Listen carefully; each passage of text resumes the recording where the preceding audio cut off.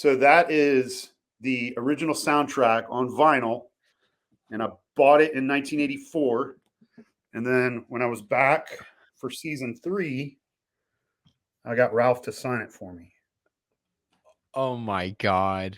Yeah, so Wow. it's Matt, thanks for all. Wax on, Ralph. That's Not so cool. cool.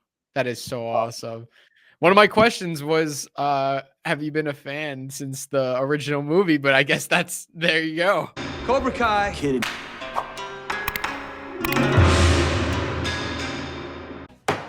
Bring this to order.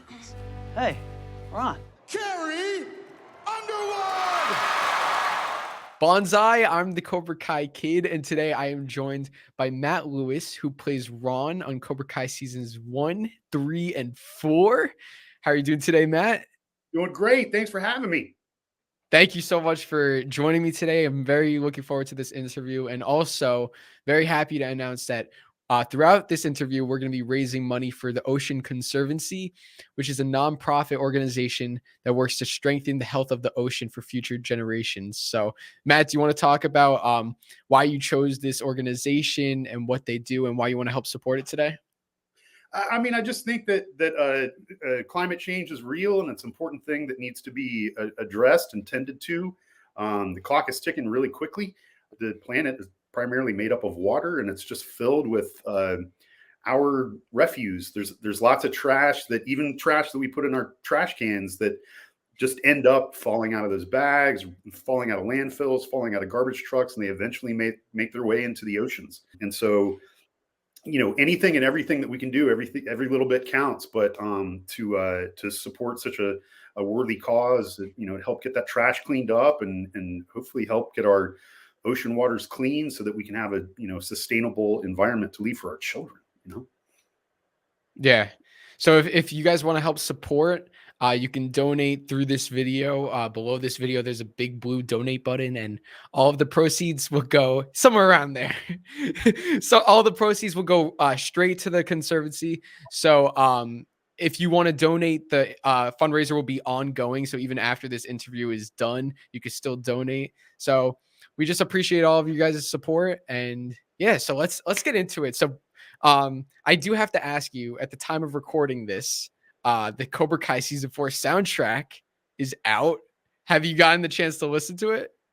I haven't, except for watching the season. I haven't listened to the soundtrack yet. I'm like kind of a middle-aged guy, and I still people will send me something and I'll go like, cool, I'm going to listen to it. How do I listen to it? And they'll go like, it's on Spotify. And I'm like, I don't have that, and I don't want to set it up. So I haven't listened to it yet, but I do have iTunes, and I buy music on that. And then, of course, I also have a really extensive vinyl collection. So I've got the what is it?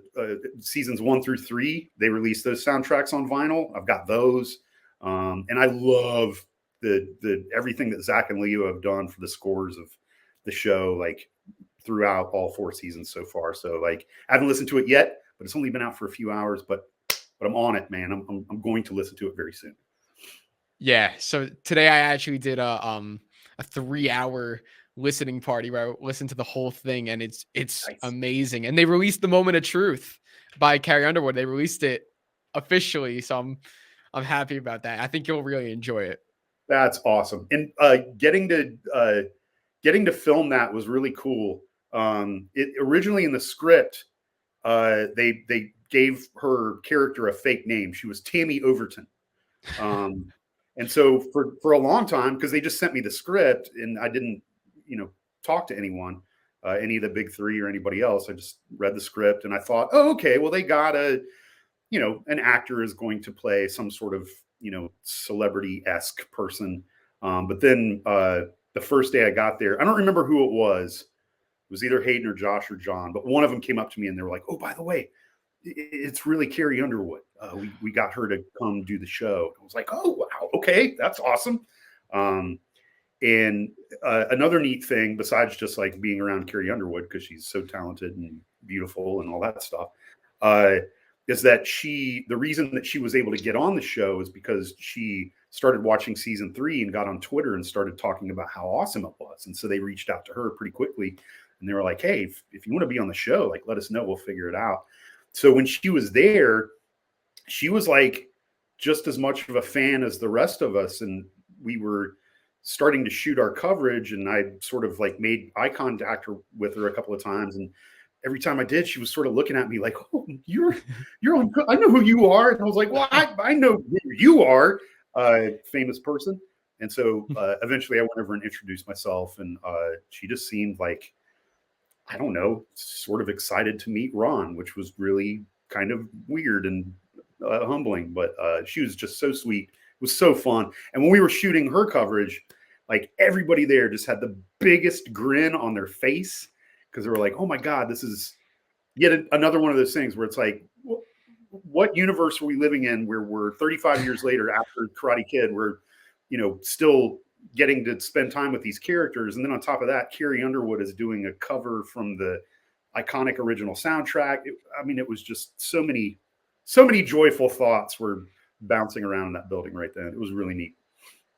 That sounds so awesome. And what I find interesting is like, especially with a show like Cobra Kai, you don't really know what's real or what's canon or not until they reference it or bring it in. So, for example, it's weird because, you know, Ralph Macchio and William Zabka are celebrities in real life, but in the show, they're playing these characters. And then you have Carrie Underwood, who's not playing a character, she's playing herself.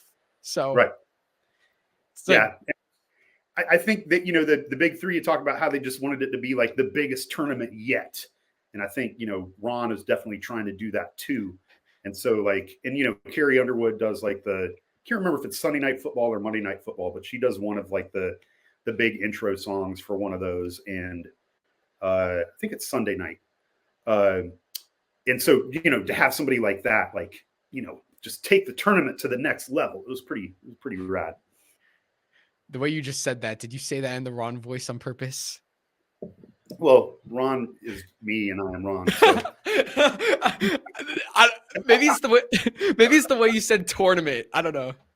And Ralph is, I've spent more time with Ralph and Courtney probably than anybody else over the 4 seasons so far.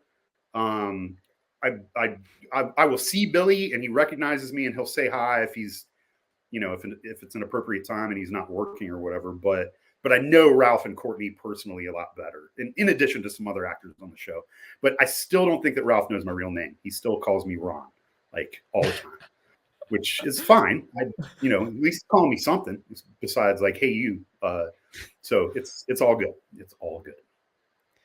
Maybe you just do such a good job of playing your character that it's like he actually thinks it's real, that you're actually Ron.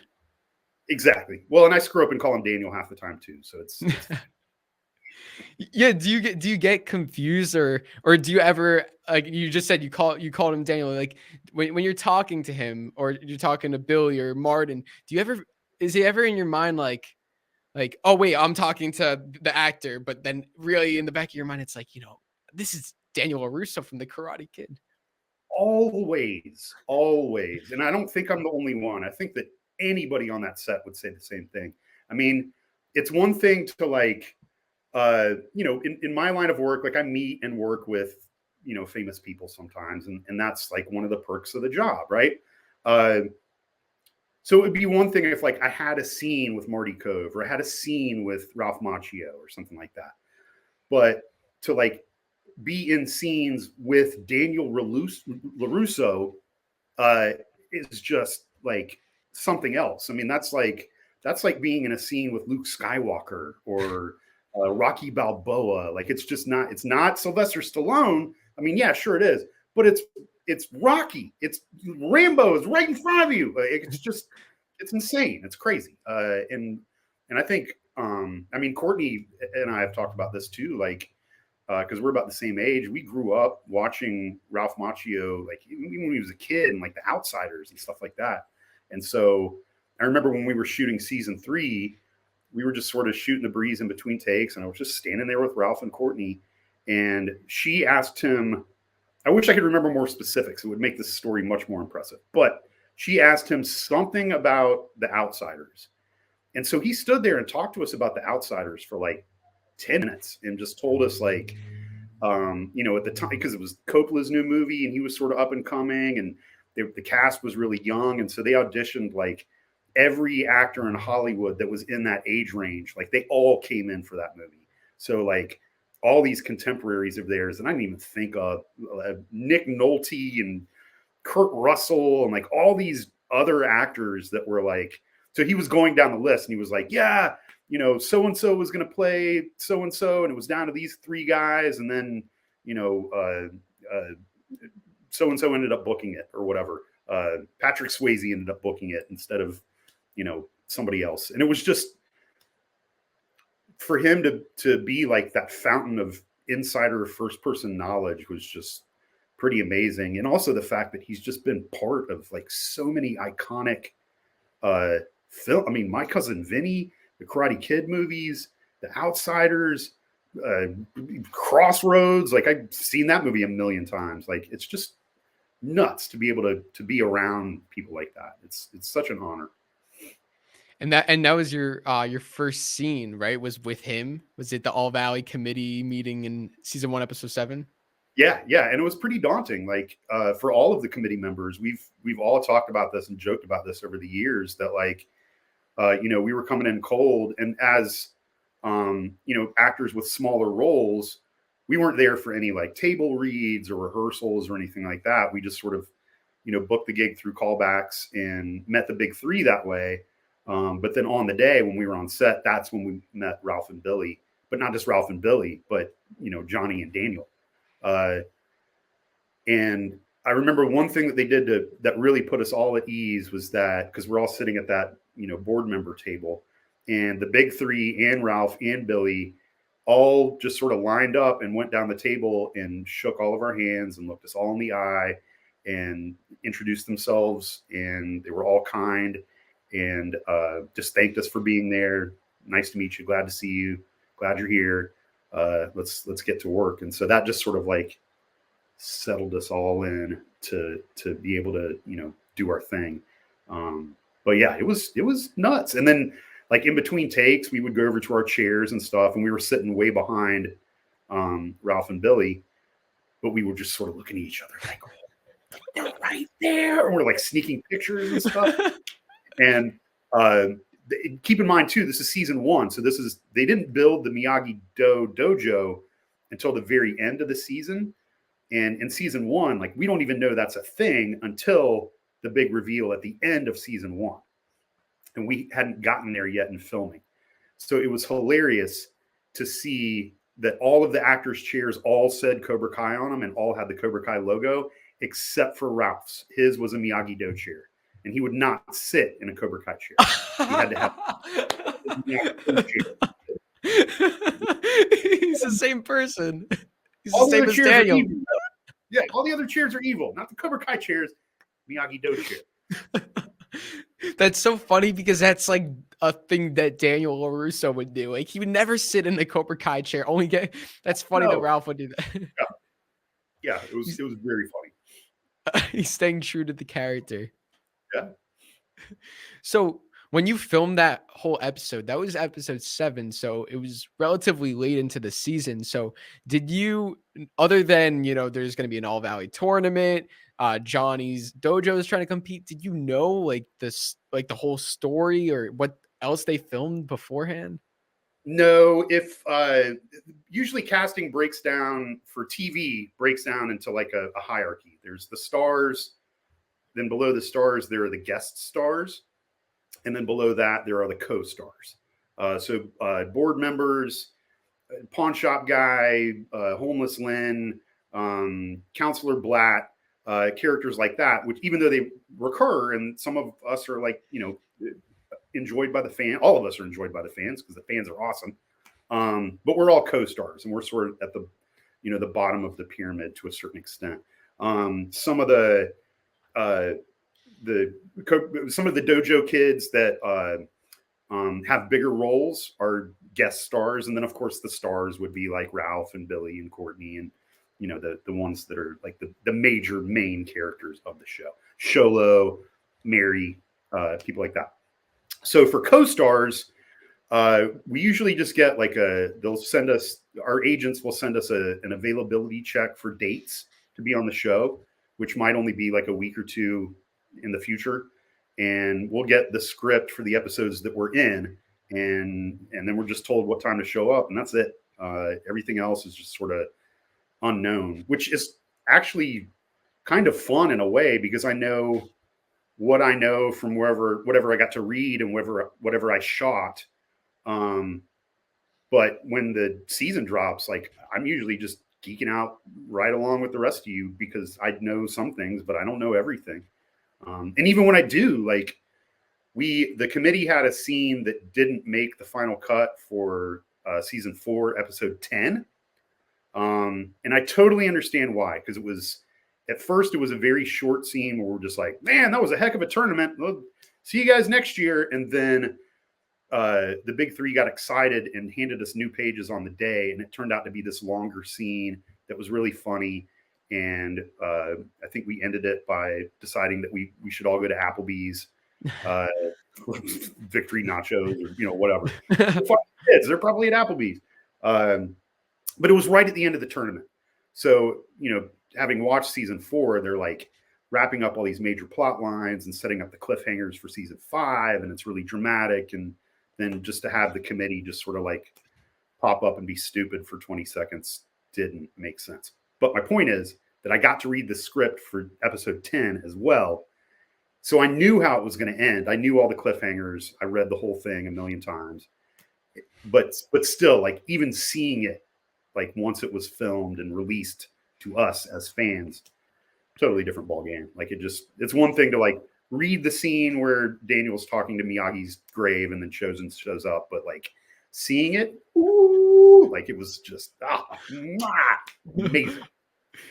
Wait, so what did it say on the script? Like camera pans, Chosen revealed is. That's pretty much what it was. And I'm really good friends with Nate and Owen's moms, because they're probably a little bit younger than me. They definitely look younger than me. But because Nate and Owen are still minors, or at least they were as of season 4, their moms are stuck there like all the time. So their moms are just trapped there like 15 hours a day, super bored. And so anytime I see them, like, they're always down to chat or whatever. And Nate's mom was telling me, because she was friends with the actor that plays Chosen. I can't think of his name off the top of my head. But she had seen him the day before I was talking to her. And apparently he took the red eye in from LA, went straight to set, did like 8 takes of that scene, went right back to the airport and flew home. So that was like a full day of flying for him to go like, yes, or whatever. Times go home.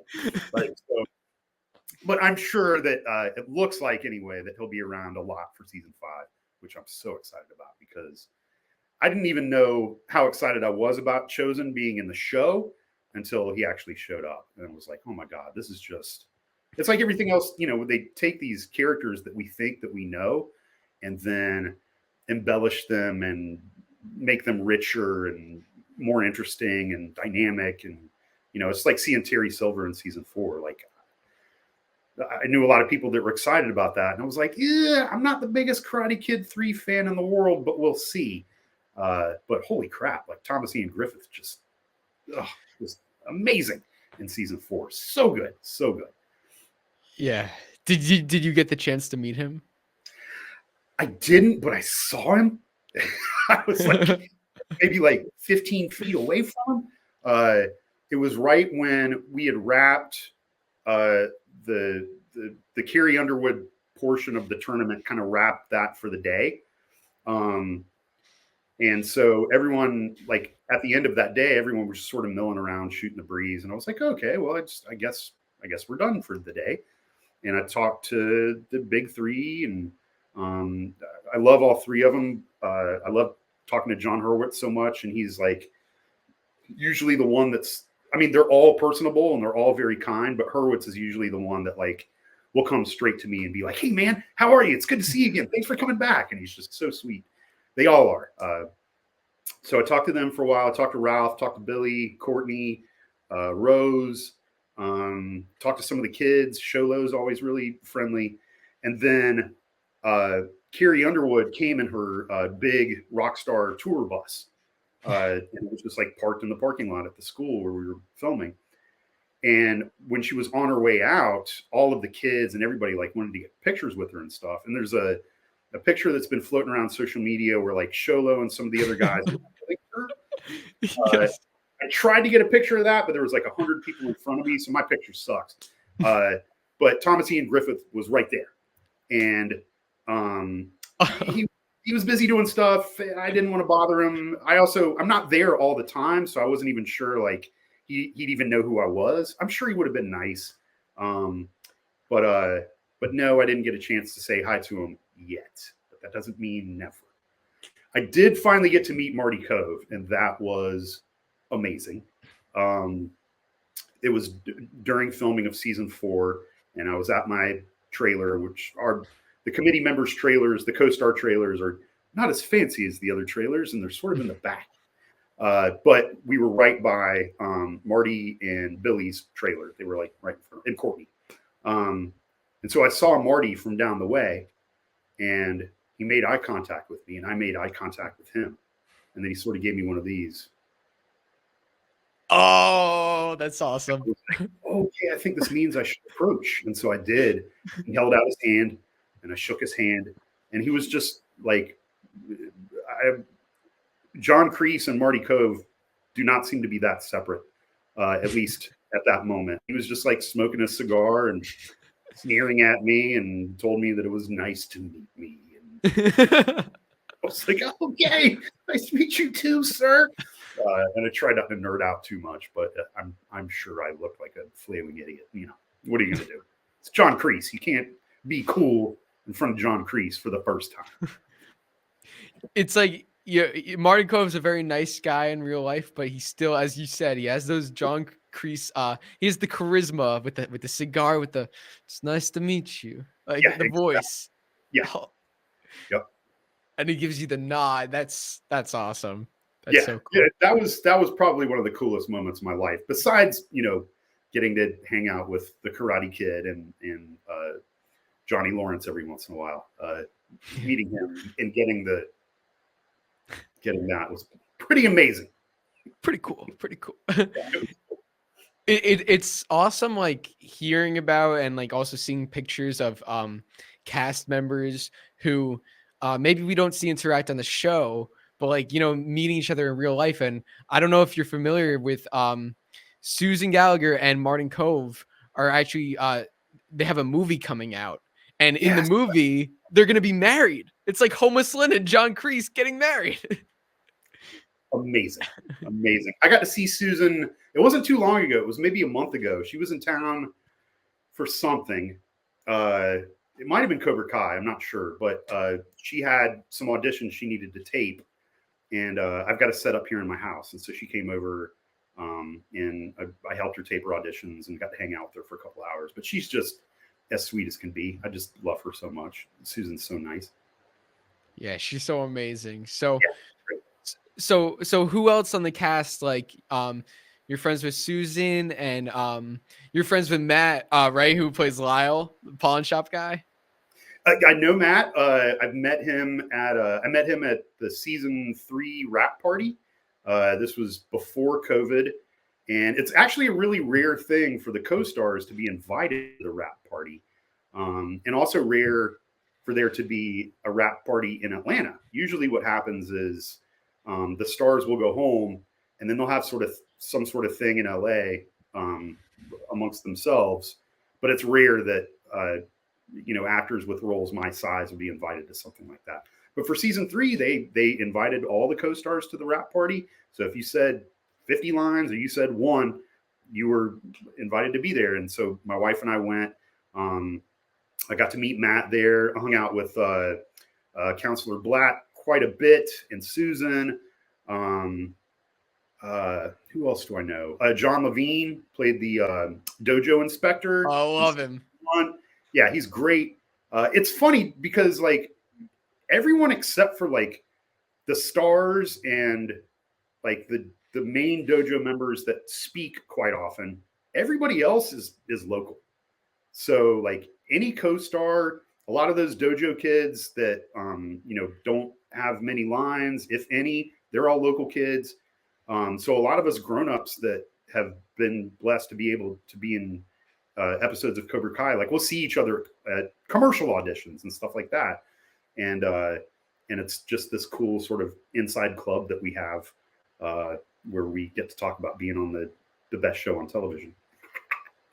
So you're in Atlanta. Yeah, I'm in Atlanta. Yeah. And Rose Bianco plays Yaya, is a really good friend of mine too. We talk on the phone quite a bit. And anytime I get to see her on set, it's always a joy because she's just so sweet. She's amazing. Yeah, she's great. So, all right. So Cobra Kai season 4 has been out for exactly a week now. So Wow. I'm curious. It's crazy. Does it feel like longer or shorter? It feels like a universe ago to me. Because you filmed it in the beginning of the year, from a little year ago, right?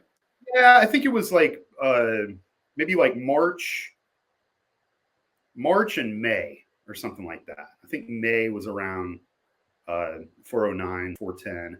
Then of course, whatever we did for 410 didn't make it, but we were still, we were there for a couple of weeks while they were filming those. So yeah, I mean, in the turnaround for TV is compared to film is actually pretty quick. Usually if you do a movie, it can be, 2 or 3 years or longer before it actually hits the theaters or pay-per-view or whatever it's going to do. So, having been able to work on something and then know that it's going to be out in that same year on, for TV, that's pretty neat. But yeah, so anyway, your question, it's been out for a week. It feels like a year to me. So what's been the reception? What have people said about Ron? The fan response has been amazing, but it always is. I mean, that's one of the most fun things about being on the show is that the fandom is, I think it overlaps a lot with like sci-fi fans, comic book fans, horror fans. It's technically this sort of dramedy that incorporates, karate. But I think because it's based on an iconic series of films, that fan base sort of operates in the same way, which means that they're like really interactive and really communicative. And then on top of that, I think the big three really, whether they meant to or not, they really set a standard for all of us in terms of how interactive we can be and how fun that can be. And so I try and be as accessible as I possibly can be.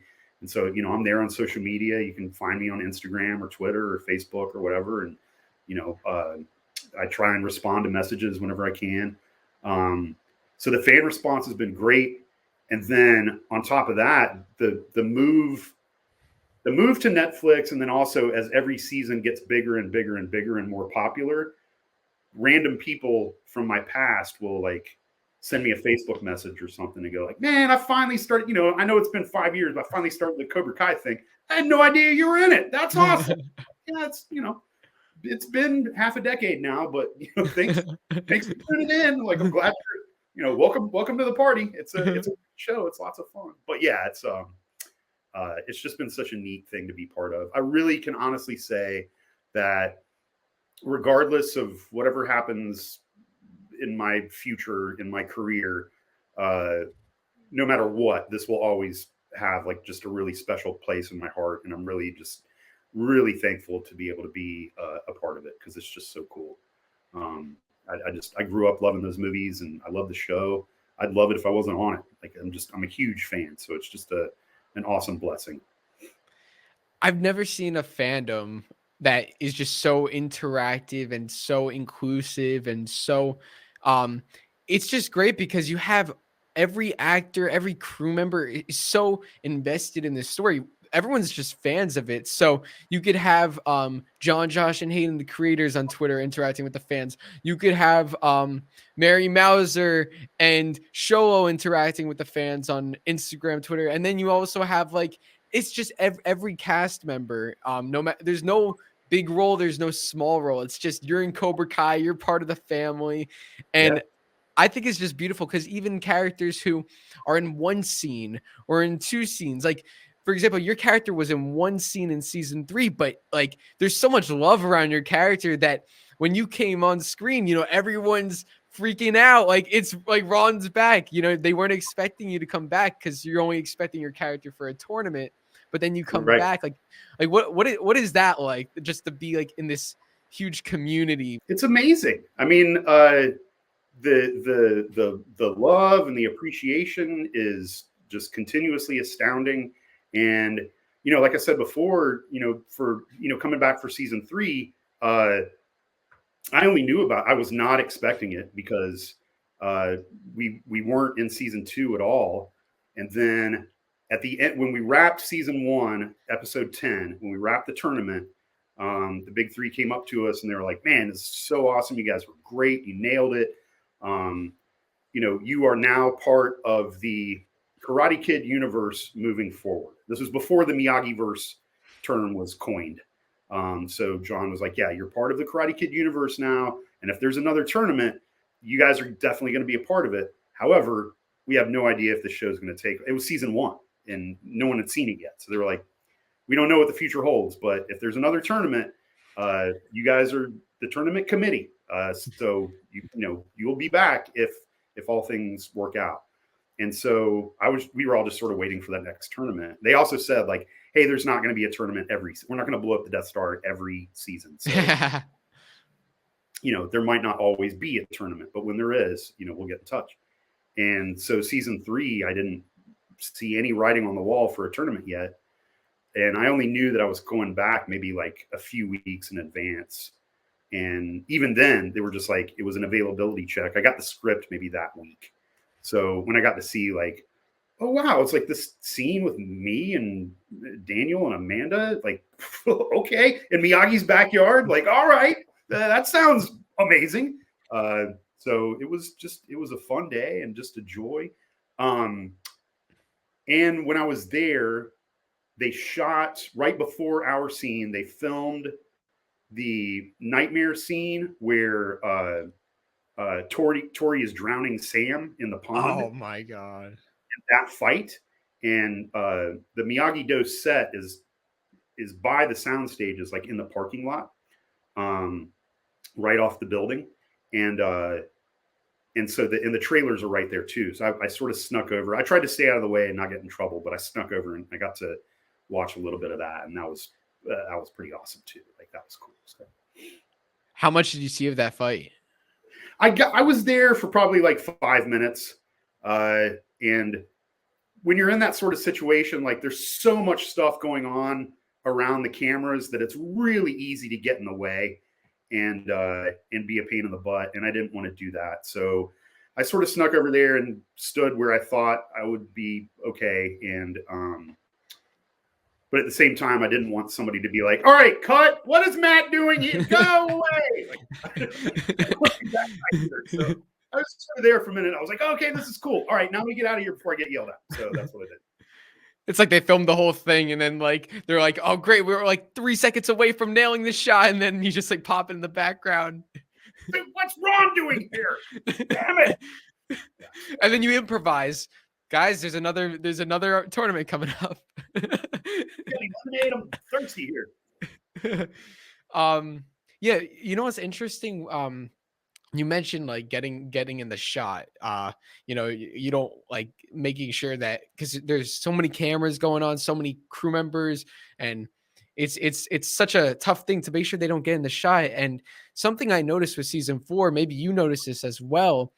From season 1 to season 4, the way they shoot inside the Cobra Kai dojo with all those mirrors, they have to avoid the cameramen and the crew. And I thought with season 4, especially that fight from episode 1 where Robby was fighting all the Cobra Kais and they were trying to get a hit on him, they did a lot of new camera movements where they still didn't get the crew members in it. Did you notice that at all? They tend, in general, to work very, very quickly, and just in the short time. I mean, I came up in the theater. I've only been working on camera since like 2015, something like that. even since then, with all of the cameras going HD and digital, I mean, now it's just sort of the standard. But even back then, it was sort of a newer thing. Now they're pretty much always filming with at least 2 cameras, sometimes 3 at the same time. They could just work more expeditiously, you get more angles at the same time. And then on top of that, they don't do a ton of takes. Like if they got it and we did 6 or 7 takes, then we'll move on because we did it and we got it. Now that being said, I have not been in a fight yet on Cobra Kai. So those experiences might be a little different, but with the stuff that I've done, they work pretty quick and dirty, and it's lots of fun, and we just move fast, and they're trying to shoot a 5-hour movie in 4 months, so there's not a lot of time to dilly dally. I have a question for you. Maybe you know this, maybe you don't. So, season 1, episode 7, awesome scene. We hear the name drops of Terry Silver and John Kreese, and yes, it's the whole plot is Cobra Kai is banned from the tournament because of the unethical behaviors of John Kreese, Terry Silver, and their student Mike Barnes. So, in Cobra Kai season 4, I know there were some theories that the tournament, they just because Cobra Kai was allowed back, now you have Terry Silver and Kreese being senseis again. Was there any discussion or any was it brought up at all that that was set up in season 1 where those 2 guys weren't ever allowed back, but now they're back? I think that you could just chalk that up to willing suspension of disbelief. If you want a logical explanation, they didn't have a computer database back then. It was all paper. So they probably never, Ron was probably in charge of transferring that data over to the computer data bank, and he just never did. It's still on the list. He'll get to it eventually. They'll figure it out in 2026. That'll be the final season of Cobra Kai. The committee will be like, you know what? These guys weren't even supposed to be in here. We're taking away all the trophies. We're changing everything. They actually won nothing because they're still banned. And then Daniel and Johnny ride off into the sunset on the same horse, and that's how it ends. Spoiler alert. I don't really know. Yeah, we did, however, because that was our first day on set, and it had also been a very long time since I'd seen Karate Kid 3. Because I really don't like it. I mean, I love Daniel LaRusso. I love Mr. Miyagi, of course. I even love the next Karate Kid with Julie Hilary Pierce, Swank, yeah, and Mr. Miyagi. When they're together, that movie's awesome. But when they're not, that movie is just awful. And it's sort of the same thing with Karate Kid 3 to me. I mean, I love what Terry Silver has evolved into in Cobra Kai, but watching that, and Thomas Ian Griffith said this in interviews, that this is the way that he was directed to perform in Karate Kid 3, to be super over the top. But he's just a weird character. Anyway, I hadn't seen Karate Kid 3 in a long time. It's for first day on set. And so we're passing around these photographs that have nothing to do with John Kreese and Terry Silver. They're pictures from the original Karate Kid where Daniel and Johnny are fighting. But we're talking about Terry Silver. And even then, I was just I haven't seen Karate Kid 3 in a long time. I don't remember. Are these people connected? I'm going to trust that, and Ralph is sitting right there. He didn't say anything. I was like, all right, well, if Ralph's not saying anything, I'm not going to say anything. I'm the new guy. I don't want to say anything either. But then after a couple hours, Ralph, we're passing the pictures back and forth. And in between takes, Ralph was like, why do we have these aren't the right pictures. We should be having pictures of Terry Silver. And I was like, yeah, I was wondering about that, but I don't want to say anything. He was like, well, it's too late now. We just it was just this is one of the things. We just kept doing the thing. But yeah, there was to answer your question, there was no discussion of that. I think there are plenty of times where we're just asked to roll with it because, that's think of it this way. That'd be 60 seconds less karate if we have to spend time explaining stuff like that. and I think we'd all rather watch karate instead. So that's the short answer. More karate, less talking. Yes, true. Yeah. It was cool. It was a cool twist because just you hear a lot of theories before the season comes out, and I'm curious actually if you heard about the theories with the committee and Terry Silver. Have you heard about those theories? Terry Silver actually corrupting the committee. We know he cheated with the referee, but have you heard those theories? I have, and first of all, even if I did know, which I didn't prior to like getting the script and reading it, I wouldn't be able to talk about it anyway at the time, you know. But I also just thought it was like such a huge leap in my mind. The All Valley Tournament Committee is like we're good. We're like the Jedi Council. Like we're good guys. I You know? love that. I love that analogy. Yeah, we're pure of heart. Like all we want is a successful tournament, and we sort of bumble our way into pulling that off every year. So for one of us to be corrupted and bribed by Terry Silver, like I knew it wasn't going to be me. Like if the big three had put that in front of me, I probably would have done it anyway. But I would have, that would have been a huge stretch. I just think that we are not the people, and obviously the writers agreed with that, which is why Terry bribed the ref. But I heard that, never bought into it. So glad that was not true like I thought it was going to be, because I think that we are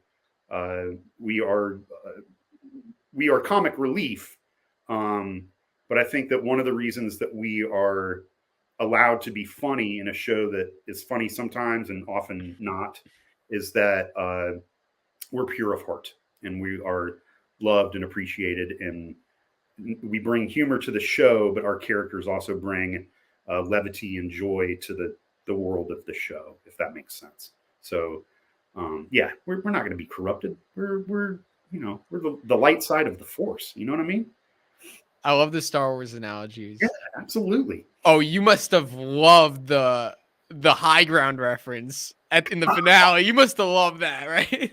I mean, yes, it was pretty cool. I have to put a little asterisk on that because I grew up with the original trilogy. The prequels came out when I was in college, and by then I was way too old to even like those. I over the years I have grown to appreciate the fact that the prequels were like a lot of fans' entryway into the franchise, and those are the ones that they saw when they were 5, 6, 7 years old, whatever. So I get that those movies mean a lot to a lot of people. So I love any Star Wars reference anywhere. But that being said, I am an OG trilogy guy through and through. And I love the new movies too. I thought they were all fun. I'm not one of those people that get super bent out of shape because something's not exactly the way I thought it was going to be or whatever. Those movies are a little uneven, but I love Rey and all the new characters. That new band of friends are just so rad. I would spend time with them anytime I could, even if the movie's a little I could watch Rey, brush her teeth. That's fine. I don't care. With a space toothbrush. Whatever they do in Star Wars space. Did you watch Mandalorian or Boba Fett? Oh yeah. Those new Disney Plus Star Wars TV shows to me are they could have been made in 1977, and if you didn't know any better, you could watch A New Hope and then watch an episode of Mandalorian and not really see, besides the cameras being better, everything's practical. It's all latex and sets and very little CGI and stop animation, and it's just so fun, and it feels so truly Star Wars to me. The new trilogy is fun. Obviously, it's part of the Star Wars universe, but they're markedly different in their own ways from the original trilogy. Whereas these Disney Plus shows are just Tatooine is wow, there's, I'm watching the Boba Fett show now. It's yeah, that's Jabba's palace.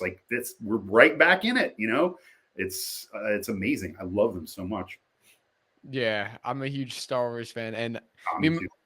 me and my friend, we actually we made a Star Wars Baby Yoda fan film, and we spent a year on it. So I'll have to forward that to you. Please do.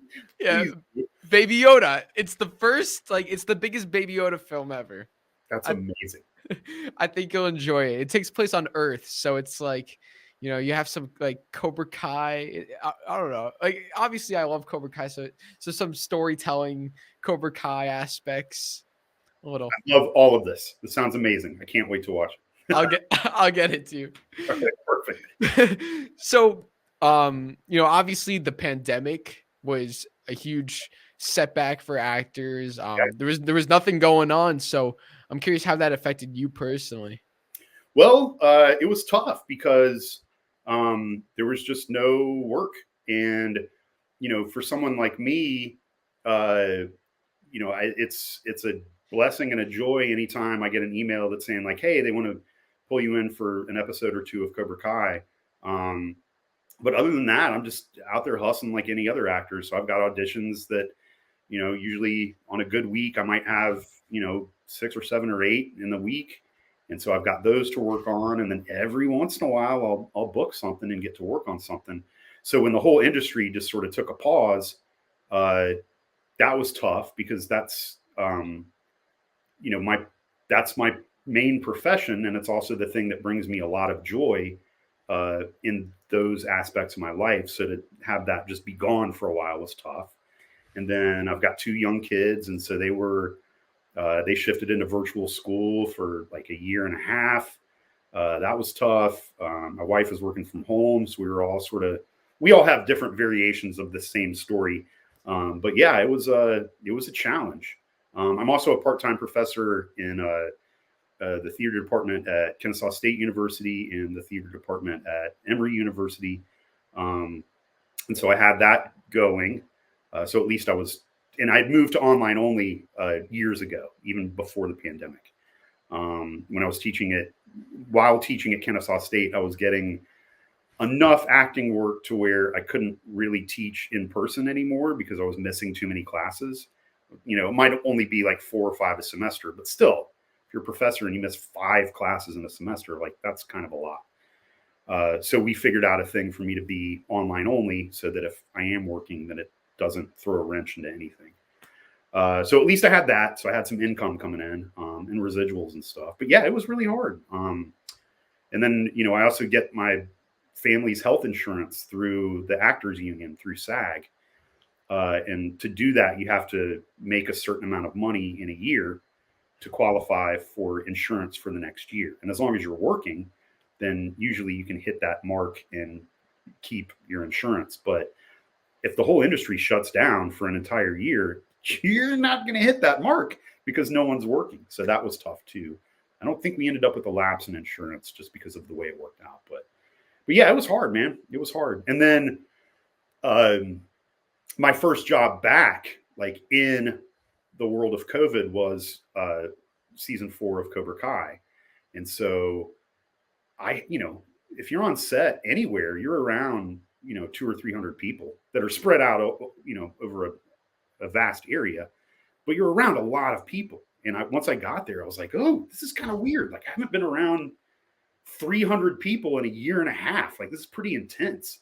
And we're all wearing masks and trying not to kill anybody. Like, what if you were the guy that showed up and killed Ralph Macchio with COVID? And then like, that's not something you want on your resume. You know what I mean? So like everyone was just trying to like stay safe and healthy and keep everybody safe. And it was just strange. It was strange to be able to speak with people without a mask on, I mean, in episode 4, we're all arguing with each other, and Keith and I are screaming in each other's faces about the gavel and whatever. Like, we were just sort of like, man, I know we all tested before we got in here, but I hope we're good because we just spit in each other's faces for 15 minutes. So, like, if one of us has it, we both have it now. So, and luckily, it all worked out great. But yeah, it was a weird thing. COVID was weird for all of us, Yeah, I mean it's still going, season 5, and it's tough, and definitely it was very, very weird as a an outsider, as a fan, just looking at the all the behind the scenes photos, seeing you really get an idea of what it's like, especially at that tournament. You know, everyone masked up, and then when you're not masked up, you're filming. It's just a very, but they seem to be very on top of it though, right? Were they very organized with like when you have your mask on, when you don't, how you get tested, all of that? Yeah, it's really on set. I think. I mean, now there's vaccines, so there's that too, and there's a lot, many more projects that I audition for now will ask for vaccination status, like with your audition. And there's no like federal mandate or anything for movie sets yet, and that's a whole other conversation. But I would imagine that if they're down to 2 actors and one is vaxxed and one isn't, that's probably an easier decision for them to make in terms of who they're going to hire. But really, testing is the thing. Like we're testing usually about 3 times a week, if not more, and they track those results pretty carefully. And so when you show up, you'll test. Thankfully, I live pretty close. I'm only like a 15-minute drive from Cobra Kai set. So a lot of times what will happen is that I'll go in, I'll do my COVID test, and then I've got to wait 3 hours to get the all clear to get the results. So a lot of times I'll come in and do my test, and then they'll just let me go home and come back in 3 hours. I'm still on the clock. I'm still getting paid, but like I could sit in my tiny trailer, which is a bench and maybe a toilet, just all by itself, just sitting there in the corner. And sometimes there's a toilet. Sometimes there's not. Sometimes it's just a bench with a place to take a nap and change, but you don't want to sit in there. I could sit in my tiny trailer, or I could just go home for 3 hours and then come back. So I'll do that. And then once I get the all clear, then I'm there. I'm in zone A, which is the actor zone. They've got zone A, zone B, and zone C. I think B is like crew members and people that will sometimes come into contact with actors. And then zone C are people that are not allowed to be in zone A at all, but they're still there. I think that might be like background, maybe, I don't know, other folks, other crews and stuff like that. So they do a lot to keep us safe. But at the end of the day, I think testing probably ends up being the most important thing besides vaccinations, because you can put your mask on in between takes. But I mean, think about that crowd in the tournament. You know, that's like 300 people sitting in bleachers, spitting on each other's heads and yelling and breathing and whatever. Like after 15 takes of that, it doesn't really matter if you have your mask on in between takes or not. Like you're still, you know, everyone is super spreading all over each other. So, you know, you just sort of like hope for the best. But I think that they've been pretty lucky.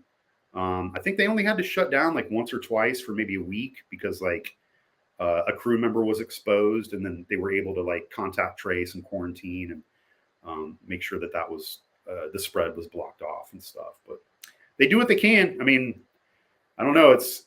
I don't think COVID is going anywhere. So I think this is just sort of the new world that we live in. And we've just got to, you know, be vigilant and take care of each other and get our shots and keep on trucking, you know? Yeah, it definitely seems like they were, despite everything, it seems like everything overall went pretty smoothly. They filmed in the same amount of time. Yeah. We haven't really heard like anything, but it's not like production went a couple months over. I think it all went pretty much on schedule, which is good. Yeah, they were able to film 2 seasons this year. I mean, that's insane. I mean, they took a couple months off and then they came right back and knocked out season 5. I don't know exactly why. My guess is that Sholo was about to get really busy with Blue Beetle, and you know, maybe Peyton had some, I don't know. All those kids are getting really famous. So maybe it's not just Sholo. Maybe there was other stuff going on for some of them too. But I think they wanted to go ahead and come in and knock out season 5 before Sholo gets tied up for, I don't know, what, a year and a half with the Blue Beetle. Maybe also like trying to get the kids while they're still kids, still sort of looking young again. You know, that's another funny thing is that when I came back for season 3, and then when we were all back for season 4, word would come from somebody, the director, or the big 3, or somebody to hair and makeup. They were like, yeah, you got to color in some of that gray in the guys' beards. So like me and Keith.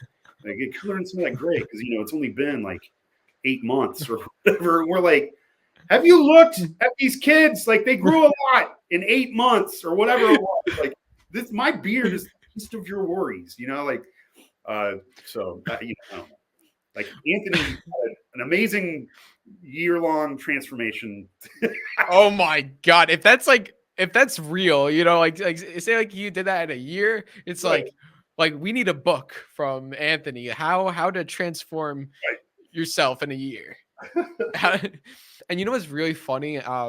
This is I forgot, someone on Instagram pointed this out. And if you go back and rewatch the end of season 3 and the beginning of season 4, there's one kid. It's like one of those extras. I think he's a Eagle Fang student. No lines, he's just there. In season 3, at the end of season 3, which there's that 2-year gap from filming to the season 3 or 4. This kid was like, I don't know, I think he grew like a whole foot. And the scenes take place back to back. So when you watch it, it's like, or when you look at the 2 photos, it's like everyone looks the same, and you have this one kid who's here, and then he's like there. Yeah. Well, and there's also like, I don't doubt that at all. I need to go look at that. I also know that in the Miyagi backyard, there's a little like hump in the grass, and I don't know if it was intentional or not. I would assume it was for like angle purposes. But when I was filming that scene in season 3 with Ralph and Courtney, I was standing. They had me standing on that bump in the ground, which makes me look like considerably taller than Ralph. But like, I'm 5'8". I'm pretty sure that he's taller than I am. But if you look at the scene, like, he's like, we're like this. You know what I mean? Like, I'm towering over him. But people that are 5'8" don't tower over anybody. So yeah, there's a lump in the ground there. So he might have been standing on that or one of those. I'm not sure, but that's a funny observation. I love it. No, the kid just got like older. He just hit puberty. Yeah. He hit puberty and stretched out. Yeah, he had a good year. In show, in canon, he had a good 3 seconds. Yeah, exactly. Let's begin. You just Super Mario'd himself.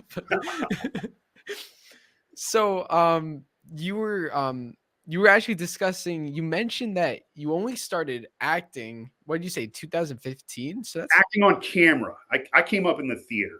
I did my first play when I was 11. My dad was a theater guy, and he ran a theater program at a community college in North Carolina for about 30 years. And he founded the department. And when he was getting started, it was a very, very small program. And so he was doing plays, and sometimes he just needed like an extra human to be in the thing.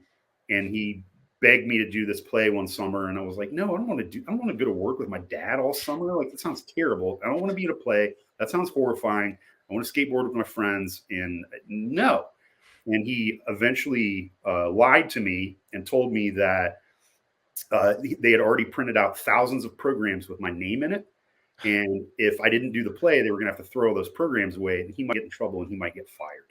So I was like, all right, well, I'll take one for the team for you, Dad. And so I went in and did the play. It was this comedy called The Foreigner, which is a classic American comedy that's done all over the place all the time. And it's hilarious. I played this character named Ellard. But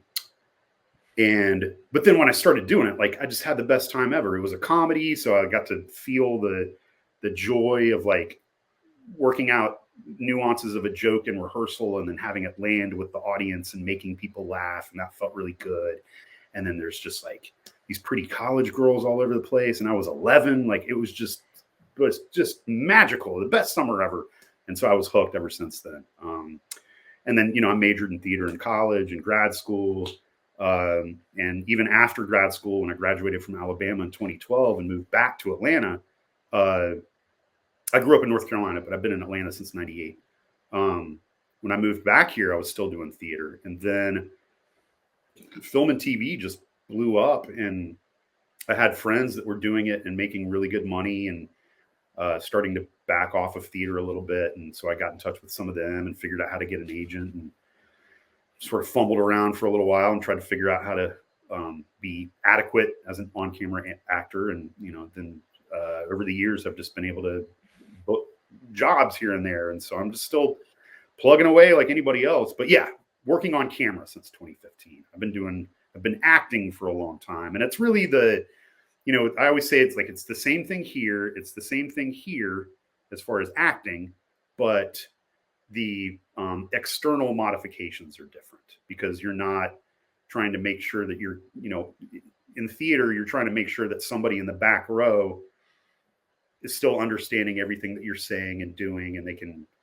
catch the nuances of your performance. So to a certain extent, you have to be communicating that performance to somebody that's really far away from you. Whereas the camera is like right here. And so you don't have to do that. It's actually, in my mind, a lot more liberating, because you have more options to do more with less. And editing has a big part of it too. So you've got more time, and you can play with moments of silence, moments of contemplation. And it doesn't have to be, you're not broadcasting your emotions like all the way across a football field. You just don't have to do that, which is cool. But it takes a while to figure that out. I'm curious, you're into theater, you're into acting, any interest in the behind the scenes aspects, as you mentioned, editing, camera work, any of that ever? I find it fascinating, especially on set, because it's newer to me. And so I'm still learning a lot. And there's still plenty of times where like somebody will say something, they start talking about something, and I'll have to look over at another actor or crew member that I trust and be like, what are they talking about right now? What's going on? I don't know. And they're like, they're just setting up for your coverage. Don't worry about it. Like, okay, cool. But like my first couple of times on set, all the terminology is different from theater, and the traditions are different, and what's expected of you is different. Show up on time, be prepared, be nice, brush your teeth. Like, the basic stuff is the same. But in theater, you have to be a lot more self-sufficient, and you're not necessarily you're not treated, I don't know. It's just different. Like, okay, I'll put it this way. When you're on set, like there is someone that has eyeballs on you at all times. And they're just sort of assuming that you're like a temperamental jerk. You don't have to be, but they're prepared for you to be. And so if you wander off, they're not going to say, hey, no, you can't go over there. They're just going to like, oh God, what's he doing? And there's like 3 people on headsets trying to figure out what you're doing. And like, I'm just going to my car to get a sweatshirt. I'll be right back. It's no big deal. There's snacks. People are worried about if you've eaten. They take your breakfast order when you get there. If you need coffee, somebody will bring it to you. You're tended for and cared for and appreciated in these really special ways on film and television sets. And in theater, like the coffee's over there, you can get it yourself. You know what I mean? It's just sort of there's a lot more self-sufficiency that's expected of you in tough love. And that's fine. It's just it's the way it is. The traditions are different. But they are different art forms that do take different, at least external, different skill sets for sure. I'm sure with theater, you have those, I'm sure, with you having done it many years, you must have had that one experience. I've done a little theater in when I was younger, and there was one show I was in, and you had the main lead. I was in Pocahontas, and it was the main lead. Pocahontas was supposed to come on stage when it was her cue to come on stage. She didn't come on stage, so me and the other person had to just kind of, really wish Pocahontas was here right now. Have you ever had any moments like that where you had to improv? Every play I've ever done. I mean, that's like the thrill of live. I don't know if thrill's the right word, but that's just like, that's how live theater works. Like what Muhammad Ali said, everybody's got a plan until you get punched in the face. So like, I remember I was in this play years ago, and it was a Sherlock Holmes play. I forget what it was called. It wasn't a great production, but it was fine. And I was in it with some friends and we had fun. But at the end, I was playing this detective, and a friend of mine, Ali Ficken, was playing the ingenue, the young love of the play. But then it's Sherlock Holmes, so it turns out the guy that you thought was the bad guy, the guy that you thought was the villain, is actually not. It was actually the ingenue all along. She was the villain. And so I was this detective, and I was with this other detective. And the bit was that we had handcuffed her because we figured out she was the villain. But she was like a magician. There was all this magic in the play. And it's taking place in this graveyard. So there are these styrofoam tombstones like all over the place, and all this fog and mist because it's a graveyard at night. Spooky Sherlock Holmes, right? And so we've got her handcuffed. And the gag was that she was supposed to say, like, yeah, I'm the villain, but I'm going to escape or something like that. And so she has this, while we're trying to handcuff her, we handcuff her, but then she breaks free and she's got this magic ball. She throws the ball on the ground. There's supposed to be a cloud of smoke, and then we cough and whatever. And then when the smoke clears, she's disappeared, and the other detective and I are handcuffed together, right? Okay. So the way it worked was that she had nothing in her hand, but she was pretending like she had a ball, or she shows it and then palms it in her other hand, throws nothing on the ground. And then I'm supposed to hit this button with my foot, and this flash pot goes off for the smoke. And then in the smoke, we had these magic handcuffs. We would take her out of the handcuffs, handcuff ourselves together, then the smoke would clear, and theoretically the bit was supposed to work, right? So this play is running for weeks, and that never, ever, the flash pot never works, ever. Never worked. So it's just so dumb because there's no smoke. So she just runs away, and then we're like handcuffing ourselves. There's supposed to be smoke here. You know, I don't know. It's just dumb. And they would test it before the house opened every night, and it worked fine. We finally found out the last week that it wasn't working because the fog machine had some hoses that were pointed out of this platform, and the fog machine was pointed at the flash pot, and it was getting the gunpowder wet. So by the end of the show, the gunpowder was wet, and that's why it wouldn't go off, right? Excuse me. So they finally figure that out. And so they move the tombstone, and they move so the flash pot is in the clear. But what they didn't take into account is that they moved the flash pot too close to a styrofoam tombstone. So we do the thing, and we're all just sort of thinking to ourselves, like, heck yeah, it's finally going to work. This is great. This is great. So we do the thing, and it works. And we're like, first time ever in a month. Awesome. And so we do our thing. That ends. And then Sherlock and Watson are downstage center, and they start the final scene of the play. So they have their backs to us, and they can't see us. We're sort of in the dark. We're not really lit, and they are, and that scene's going on. So this detective and I were just supposed to go stage right, grab this dead guy who was supposed to be the villain. He's in a wheelchair. Charles Green. He's an Atlanta actor that's been in like 7 million movies. We're supposed to grab dead Charles Green and wheel his wheelchair off stage right and exit. And then they've got that one last scene, plays over. So we're doing that, and the other detective looks over in full voice, looks over stage left, and he's like, oh, man, that shit's on fire. And I'm like, what? And I look over, and the tombstone is on fire because it's made out of styrofoam. Oh, my. And, so and when that happens in a play, like, no one's paying attention to anything else that's happening. Like, if somebody drops a pencil, then the whole play turns into like, oh my God, what are they going to do about that pencil? How are they going to, somebody going to go pick it up? Like, somebody going to trip on it? Like, where's the pencil going to go? I'm really worried about that. You're not paying attention to anything else. So I unhandcuffed myself, and I was just like, well, I don't know what else to do. So I just walked over, and I was going to pick up the tombstone and take it off stage. And I saw some stagehands in the wings with fire extinguishers. But when I got to the tombstone, I was like, wait, because I'm in full view of the audience. I'm like, this is a tombstone. Like, do I need to pretend like this is really heavy and like rip it out of the ground with my super strength? Or just carry it off because everyone knows it's fake. I just picked it up and ran off with it. And we took it. There was a loading dock right there. So we took it out there and sprayed it down, and crisis averted, and the play went on, and no one died. But stuff like that always happens, man. You just have to roll with it. And it's, you end up with like a million funny stories like the one I just told you, but that's definitely part of it. Things always go wrong, always. Wait, so when this thing was on fire the thing that came to your mind was, what should, like, I need to be realistic about this. Should I pretend should I pretend to lift it? I don't know. That would have been more distracting than just the flag.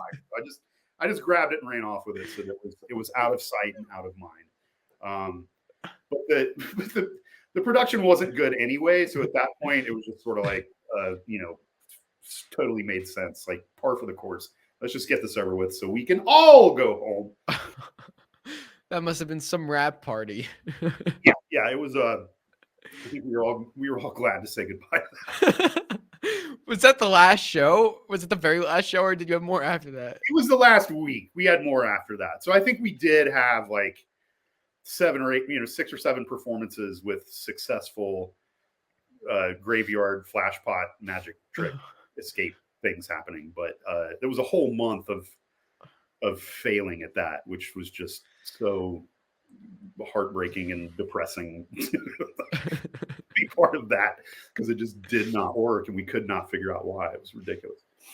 Did people laugh? Like, did it kind of become like a comedic thing? Because sometimes those kinds of things could work to your advantage. It could be like funny.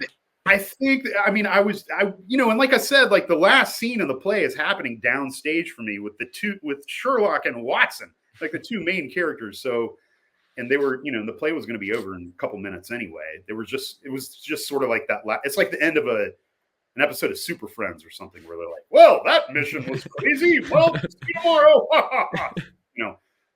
That sort of thing. So I just wanted to like get it off the stage and get it out of the way and get it over with. Yeah. So everyone would feel safe. You were the hero. Exactly. Save the day.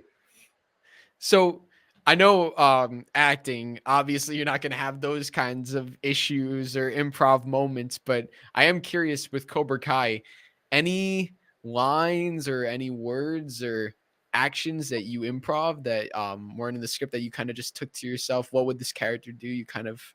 There were, I would say in general, it's a pretty tightly crafted comedy. And so a lot of times, like, they want you to say what's written as it's written, because they've, the writers have crafted these jokes in a really specific way and they have things in mind. So in general, at least for us, I don't know, and I didn't have any issues with that or anything, but it didn't seem like we had the freedom just to sort of like say whatever. There are times where I've been on set where that's welcome. There are other times, and Cobra Kai is definitely like the latter. There are other times where I've been on set and they've got someone called a script supervisor who's literally just sitting there with the script, making sure that everything's being said correctly.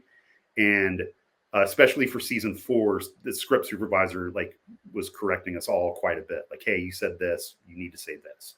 That being said, in season 3, I don't remember what the original line was, but the way it was written was confusing to me, because it sounded like, in my mind, it sounded to me like I had already discussed this issue with the All Valley Committee, and then I was sent to Daniel's house as a delegate to see if I could convince him to show up to that town council meeting to fight for the tournament to continue, right? Mm-hmm. And the way it was written, it was something about like, I go and talk to him, and then I'm like, well, now I got to go talk to the All Valley Committee or something like that. And I think I talked to Hayden about it because he was on set for that sequence. And I was like, the structure of this is confusing to me. It sounds like, and I sort of explained to him what was confusing me. He was like, oh, yeah, you're right. So why don't you, I was like, what if I say, as far as the All Valley Board is considered, we think you should do this. Okay, now I got to go talk to the rest of the, like there's other boards or something. I have to go talk to these other people, not my people. I already talked to them. So I suggested a tweak, and that was accepted, and Hayden gave me the new lines to say. But when we do the opening for episode 6 in season 4, there was a lot of improvisation within what was written. And there was a lot of stuff that we did that just like didn't make the final cut. And I get it. I mean, we shot like all this stuff, and they had to, cut it down to a minute or whatever it is. but stuff with like Daryl and me arguing over the gavel. There was a whole sequence where like we're all eating Chinese food and we get really mad, slam our chopsticks down, and keep arguing about having musical guests. We were screaming at Gavin at one point in time. He's the new guy. And there was a lot of stuff within what was written where we just sort of like kept going because no one yelled cut yet because they were all laughing. I don't know. Maybe some of that'll show up on a DVD somewhere, something. I have no idea. But so to answer your question, usually we are asked to stay pretty close to the script. But that being said, there are times where there's room for play. And you just sort of, if you're not told that specifically, sometimes you can just sort of feel it, Yeah. And you forget you're watching. I feel like when you're watching, especially those All Valley committee meetings, when you're watching those scenes, you forget you're watching a TV show, especially that scene in episode 6. It's just so natural. I feel like, all of the people in those scenes, you guys have such good chemistry. And I'm curious, like, is that just a credit of you all being great actors, or did you guys talk beforehand, get to know each other? Like, how do you guys have that great chemistry that we see on screen? I mean, for season 1, that was just us like doing our best and hoping for the best and being kind to each other and making fast friends and like just sort of discovering the world of the show together. Like, none of us had seen it yet.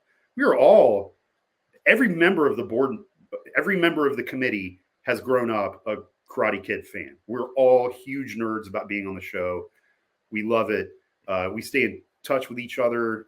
We text each other, call each other. We're all friends in real life. So season 1 was different because it was just so new and just we were hoping for the best, but we didn't know exactly like what the world of the show was because we hadn't seen it yet. By the time we were all back together for season 4, like we're a great ensemble. We work well together. We can sense each other and feel like, when it's your turn to jump in there and all that stuff. Like, we've just got a good working rapport with each other. And we're just a great ensemble that just works really well together. It's just kismet. Like, it's just what it is. Like, and it's always been like that. Keith and Kara Ann both have very strong theater backgrounds. And Kurt is just this like amazingly talented guy that like just started acting like after college. He was just like, hey, I think I want to be an actor. And he took some classes, and that dude works all the time and he's great. So it just is what it is. And then Brian's the new guy, Gavin. He's got a good theater background too. So we just work well together. It's just been luck. I don't know, to be able to play ball with such amazingly kind and talented people. It's cool because like it's just it's a little crew within this big universe. And I know we were talking about before like how like it's crazy to be in that world with Ralph Macchio and William Zabka. When you watch Karate Kid, it's all focused around Daniel, Mr. Miyagi, Daniel, Johnny. But with this, you have Daniel interacting with all of these different characters, including Ron, including Nestor, at the mini mart. Like, there's just all these different interactions. It's just so awesome. I don't know, so many characters. And it's a testament to the skill of the big three and the talents of the big three. But it's also sort of like this magical equation that happens in a lot of television shows that a lot of us just as audience members aren't necessarily aware of, that anytime you put 2 or 3 characters together in a new and different combination, then you've just opened a whole new universe. If you like, we know Amanda and Tory really, really well, but in the 4th season of this show, we see them in new combinations. That opens up a whole other can of worms that we all get excited to see, And so like moving forward, who's Terry Silver going to team up with? Which kids are going to stick with them? Which kids aren't? This kid's moving around in the dojos all the time, switching from Daniel to Johnny and vice versa. when you put characters together in different combinations, it just new things occur, So that's going to be an exciting thing to track, moving forward, I think. That's a very good point that you brought up, and it's like when you see season 1, it's just hard to imagine. Well, now we can imagine that we have it, but it's hard to imagine when you're watching season 1, what could they possibly do in season 4 or 5? Now we know, but it's just these writers are so creative, and yeah, exactly what you said. When you think about, there's so many characters that we know and love that are like really essential to the story that haven't interacted. Like Daniel and Miguel haven't interacted for 2-3 seasons. They didn't really interact too much in season 3. That 4th season, it really seasons 1 through 3, them not interacting, set up for season 4. And exactly as you said, Tori and Amanda, and also something that I think we're set up for, Terry Silver. He didn't interact with anyone on the Miyagi Fang side. We saw him Robbie, Tori, Kenny, but we didn't see anything with Miguel, Hawk, Sam. Imagine Terry Silver with Daniel LaRusso's daughter. Yeah. Him getting his sneaky little claws in there. He's going to get in there. He's going to make you feel stronger than you've ever felt before. And the next thing you know, he's poisoned your blood or whatever. He's a super villain and a force to be reckoned with. So we'll see what happens in the future. But yeah, totally, man. Did Cobra Kai season 4, maybe, I don't know if I would say make you like it more, but did it change your perspective at all on Karate Kid 3? No, it's still a terrible movie. But just like many other characters that they've brought in from the movies, Terry Silver now in Cobra Kai is a very interesting, very dynamic, very three-dimensional human, and not like an over-the-top cartoon. And so, I think I'm watching it now for the second time, just because I love the show. I was talking to the rest of the committee the other day, and we were talking about how like we just have it on because we're fans and it's awesome. And then every once in a while we'll be like, oh, that's me. I'm in this. I forgot. Well, that's cool. That's so cool.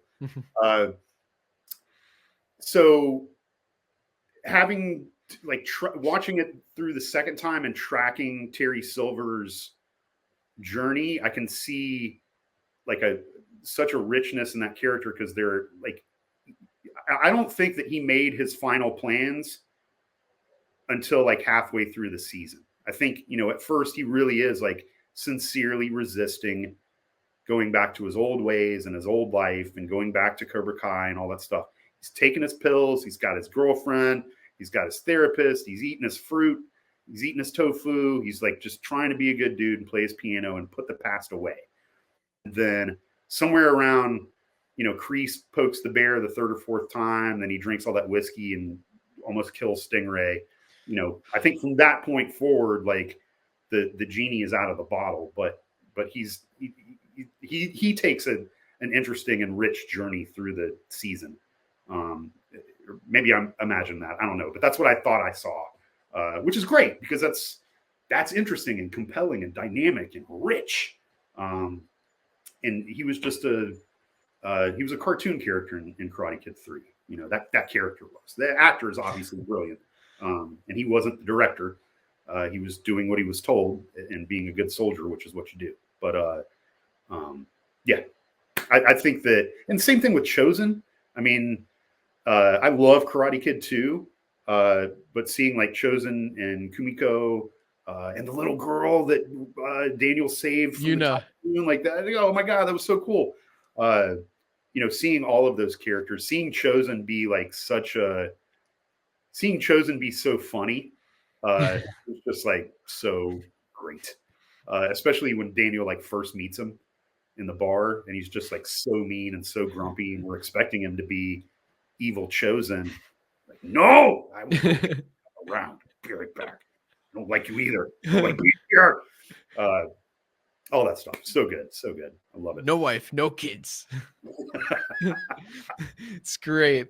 But then he has like that whole arc in that one episode. And I was so surprised that he came back. I did not. I know a lot of people were saying he's gonna come back and help Daniel take down Cobra Kai. I just didn't think that would happen.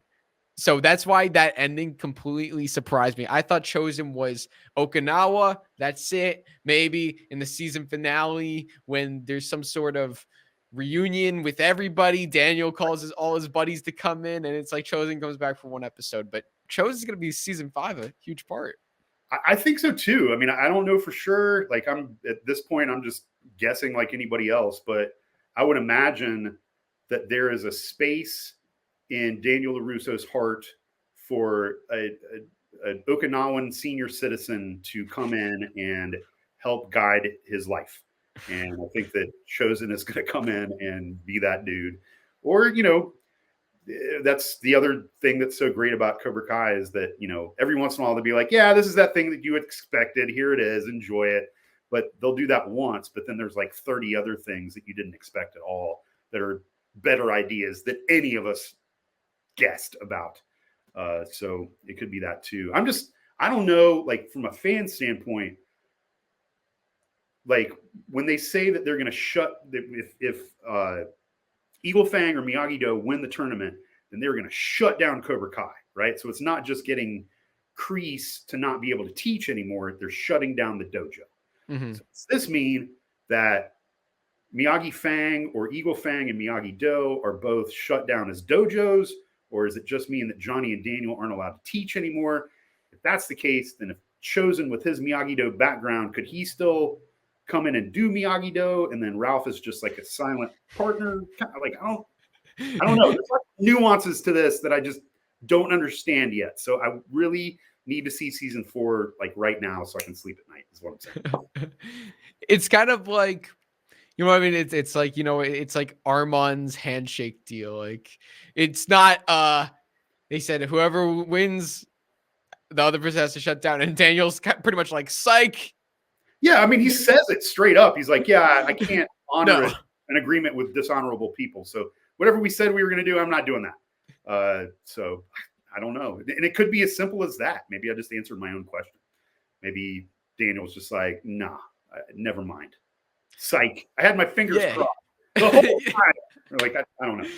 Yeah, it was never like in writing or anything. It was a little, I don't think like it was ever to like, so I think it was more just which dojo is better. I don't know if like any dojo would actually shut down. Like, let me ask you, do you think if Daniel or Johnny won, do you think like Terry Silver, when he said in the dojo, the old dojo, he said, we're one tournament away from opening all these Cobra Kais in the Valley. But that tournament, technically, I mean, he could have just gone against his word and still done the same thing. So do you think like he would have really honored the deal? And if they had lost, he wouldn't have opened any more dojos. He would have just left.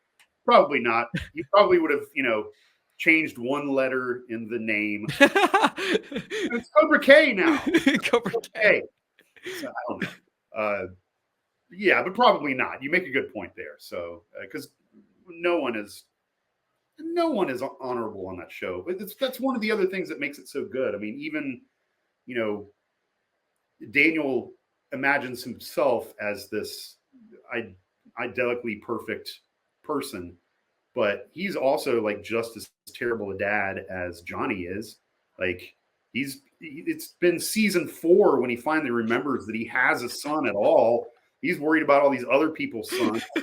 Meanwhile, his son is just like rotting away. You know, his brain is melted into his Nintendo Switch. And he's not eating well and, you know, all of that stuff. So, you know, no one's perfect on the show, which is what I love about it. That's like, that creates drama and conflict and comedy. It's funny because Anthony, like, you know, we know he got in so much better shape, and maybe that was a result of his parents just leaving him alone. It's like he's doing his own thing. It's like, mom, dad, look at me. I just got in shape. Like, you guys didn't do anything for me. You had no part in this. Well, when we were there for season 4, we were shooting episode 10 at the tournament, and you know, we just in episode 10, the board has like one little like actual scene, but we're sitting at the dais through the entire tournament. So we were there for like the whole week, most of the time just sort of sitting in the background and trying to look interesting, knowing that we're barely going to be seen. And even if we are, people are going to watch the karate and not, me. But anyway, I got to meet the actor that plays. I got to meet Griffin, the actor that plays Anthony, and at the time, he looked exactly like my little brother. Same age, same haircut, same complexion, same size, same everything. Like they looked exactly the same. And I was with him and Ralph. They were upstairs in the balcony by Daniel LaRusso's 1984 crane kick poster that's hanging from the ceiling. Wait, is that still there? No. But this was when we were shooting season 1. Oh, I thought you meant season 4. I was like, No. wait, what? When we were shooting season 1, because they actually shot season 4 in a different location. It just sort of looks like the same place, but it's actually a different spot. But we were up there, and there was actually there's the scene where the board sees Daniel and Amanda and his family come in, and we say hi, and we shake his hand. It's the 2-time champ. And we shake his hand, and then we walk off. That scene, I think it's actually on the DVD, but that scene continues with Daniel and Anthony asks him, they're looking at the banner, and Daniel's like, man, look at that. I was the champ in 1984. Isn't that cool? Anthony's like, yeah, Dad, that's really cool. Hey, by the way, there's this brand new game for $5 and it's only $60. If you get it for me, it'd be really cool. And Daniel's just like, oh, you have 1,000 video games. Like, I was the champ of the All Valley. You don't care? And the, bratty Anthony sort of walks off. So that was when I got to meet him. And I told Griffin that he looks exactly like my brother at the time. And I was like, I know this is weird, but here's a picture of my brother now. And he's like, my brother is taller than me, really thin, good looking guy, an adult. And I was like, yeah, man, you're going to hit puberty and you're going to stretch out. And he was like, okay, strange old man, stop talking to me about this or whatever. It was a weird conversation. Years later, lo and behold, it happened. He stretched out for sure. So it happens quick when you're that age. Yeah, he did great. That must have been cool. And I know they cut that scene. I'm glad they did. I think it worked better without that. I do too, and I think that we get enough of an impression of Anthony's personality that we don't need to be like, we don't want to hate the kid. Yeah. We don't need to be bludgeoned to death with his brattiness early on in the show. So yeah, it makes sense why it got cut. But yeah, it was there when they were filming it, and I saw it with my own 2 eyes. Well, a lot of people have been saying, in season 4, he obviously looks a lot different, but a lot of people are seeing the resemblance of him and Ralph Macchio, Daniel LaRusso. Did you see that this time around more? For sure. Yeah. And I'm just guessing, but I would imagine that they were kind of sort of hoping to bank on the fact that Anthony was going to make this really dramatic physical transformation through like these formative years of his life, because now we're starting to see glimpses of this in season 4. And I really am curious to see how it unfolds moving forward, as far as like Daniel's relationship with Anthony, Daniel teaching both of his kids karate now. Like, does Anthony go to the good side of the force or the dark side of the force? Because he's on the fence right now. And how that all, does he have like Sam that's good and Anthony that's not? Or do they reverse roles? Does Sam somehow get corrupted? And, I don't know. But like Anthony is like, he's at fighting size and fighting age now. And I think moving forward, he's going to learn some karate too. So, I just have to imagine that they were like 5 or 6 or 7 years ago when they were casting him, they were like, man, when this kid like hits, 15 or 14 or however old he is now, like it's going to be cool if he like, because, he's got like that sort of Italian Greek look that Ralph has too. So yeah. And I asked you how you got into acting, how you got into theater, but how did you get the role of Ron in Cobra Kai? How did that come about? It was really just like the sort of standard thing. Like I got here in the Southeast, because I'm based in Atlanta, our auditions have pretty much always been self-tape auditions, which is different than other big markets like New York and LA. But prior to COVID, New York and LA, especially LA, would do a lot of in-person auditions. So you would just have an appointment, you drive to the place, you go in, get seen, you read your sides, you do your thing, and then you go. Whereas here, they will email us a couple of pages. We have to tape ourselves doing it and then send that off, and they will look at those tapes. So point being, a lot of us actors here are constantly reading for each other and taping each other, especially before COVID. You would have some friends that had setups and some didn't. I did not have a self-taping setup that was good for a long time, but my friend did. And he just lived down the road. So I'd go over to his house like most days of the week for an hour or two, and we'd tape each other and do our stuff and send it off. So we started getting auditions for this show called Cobra Kai. And we were both huge Karate Kid fans. We were like, wait, hold on. Really? A Karate Kid Cobra Kai TV show? Interesting. And they wouldn't send us the whole script. That never happens, but we would get like a couple of pages. And everything that I read, if it was his audition or mine, and I think I auditioned for 3 roles before Ron, everything that I got to read was like really funny and fun and or touching or whatever. And I was like, man, am I crazy? Am I just a fan nerding out, or does this look really good? And he's like, no, this looks great. I auditioned for John Levine's role, the dojo inspector. Oh, shoot. But John is just, he's perfect in that role. Yeah. And then, a couple of the guys that sleep with Robbie's mom. I auditioned for a couple of those guys. Didn't get those either. I wasn't skeezy enough. But I got a call back for Ron, and I showed up, and I saw some other friends in the room that were also being called back for committee members. And I didn't know Keith or Kurt or Carrie Ann at the time, and I didn't see them at that callback. But I got to go into the room and meet the big 3 for the second time because I'd already had a callback for the dojo inspector. And I just, I made them laugh, and they gave me some adjustments, and I made them, and I did my best and hoped for the best. And then, I got an email a little bit later that said that I booked it. And, I knew I got an availability check for episode 107. And then maybe a month or two later, I got another one for episode 110, the finale of season 1. And then it's just, it's gone on from there. Every once in a while I get an email and they're like, yeah, they want to know if you're free for 3 days or whatever in 2 weeks. And then I just say yes and rearrange my life. And then I get to go to Cobra Kai World for a little while. And it's always awesome. It's my favorite thing to do. It's amazing. That's great. And out of all the roles, I'm sure Ron's probably was the best one, right?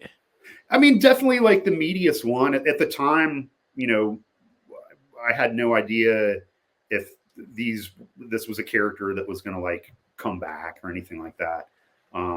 But then as we worked our way through season 1, and especially when we wrapped, and John was like, yeah, man, if there's a tournament, you guys are the committee. Like, we don't know if there's going to be another one, but if there is, like, you're here. You are a part of this show now, for whatever that means here at this point, without anyone ever seeing it and without knowing if it's going to succeed or not. But luckily it has. And especially that move to Netflix was just a huge game changer for the show and for everybody, because people were actually finally able to see it. I'm sure you had many conversations. I know I did, where people would be like, yeah, that new that Karate Kid show, is that good? I'm like, yeah, it's amazing.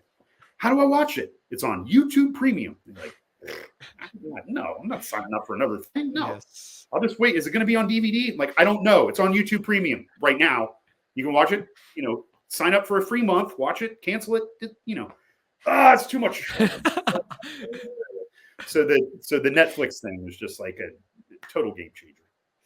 I know 100% what you mean. And listen, I don't blame those people, because I was fortunately able to watch the first 2 episodes. Well, we know the first 2 episodes were free, right? But then some people just wouldn't even watch it. I watched it and I was like, okay, this is really good. I got to get YouTube Premium to finish this. But, you know, if someone told me about a show on HBO Max, I don't have that. I have no interest in getting another membership. So I get it. But then if it's on Netflix, oh yeah, I'm just sitting home today. Just I'll put it on.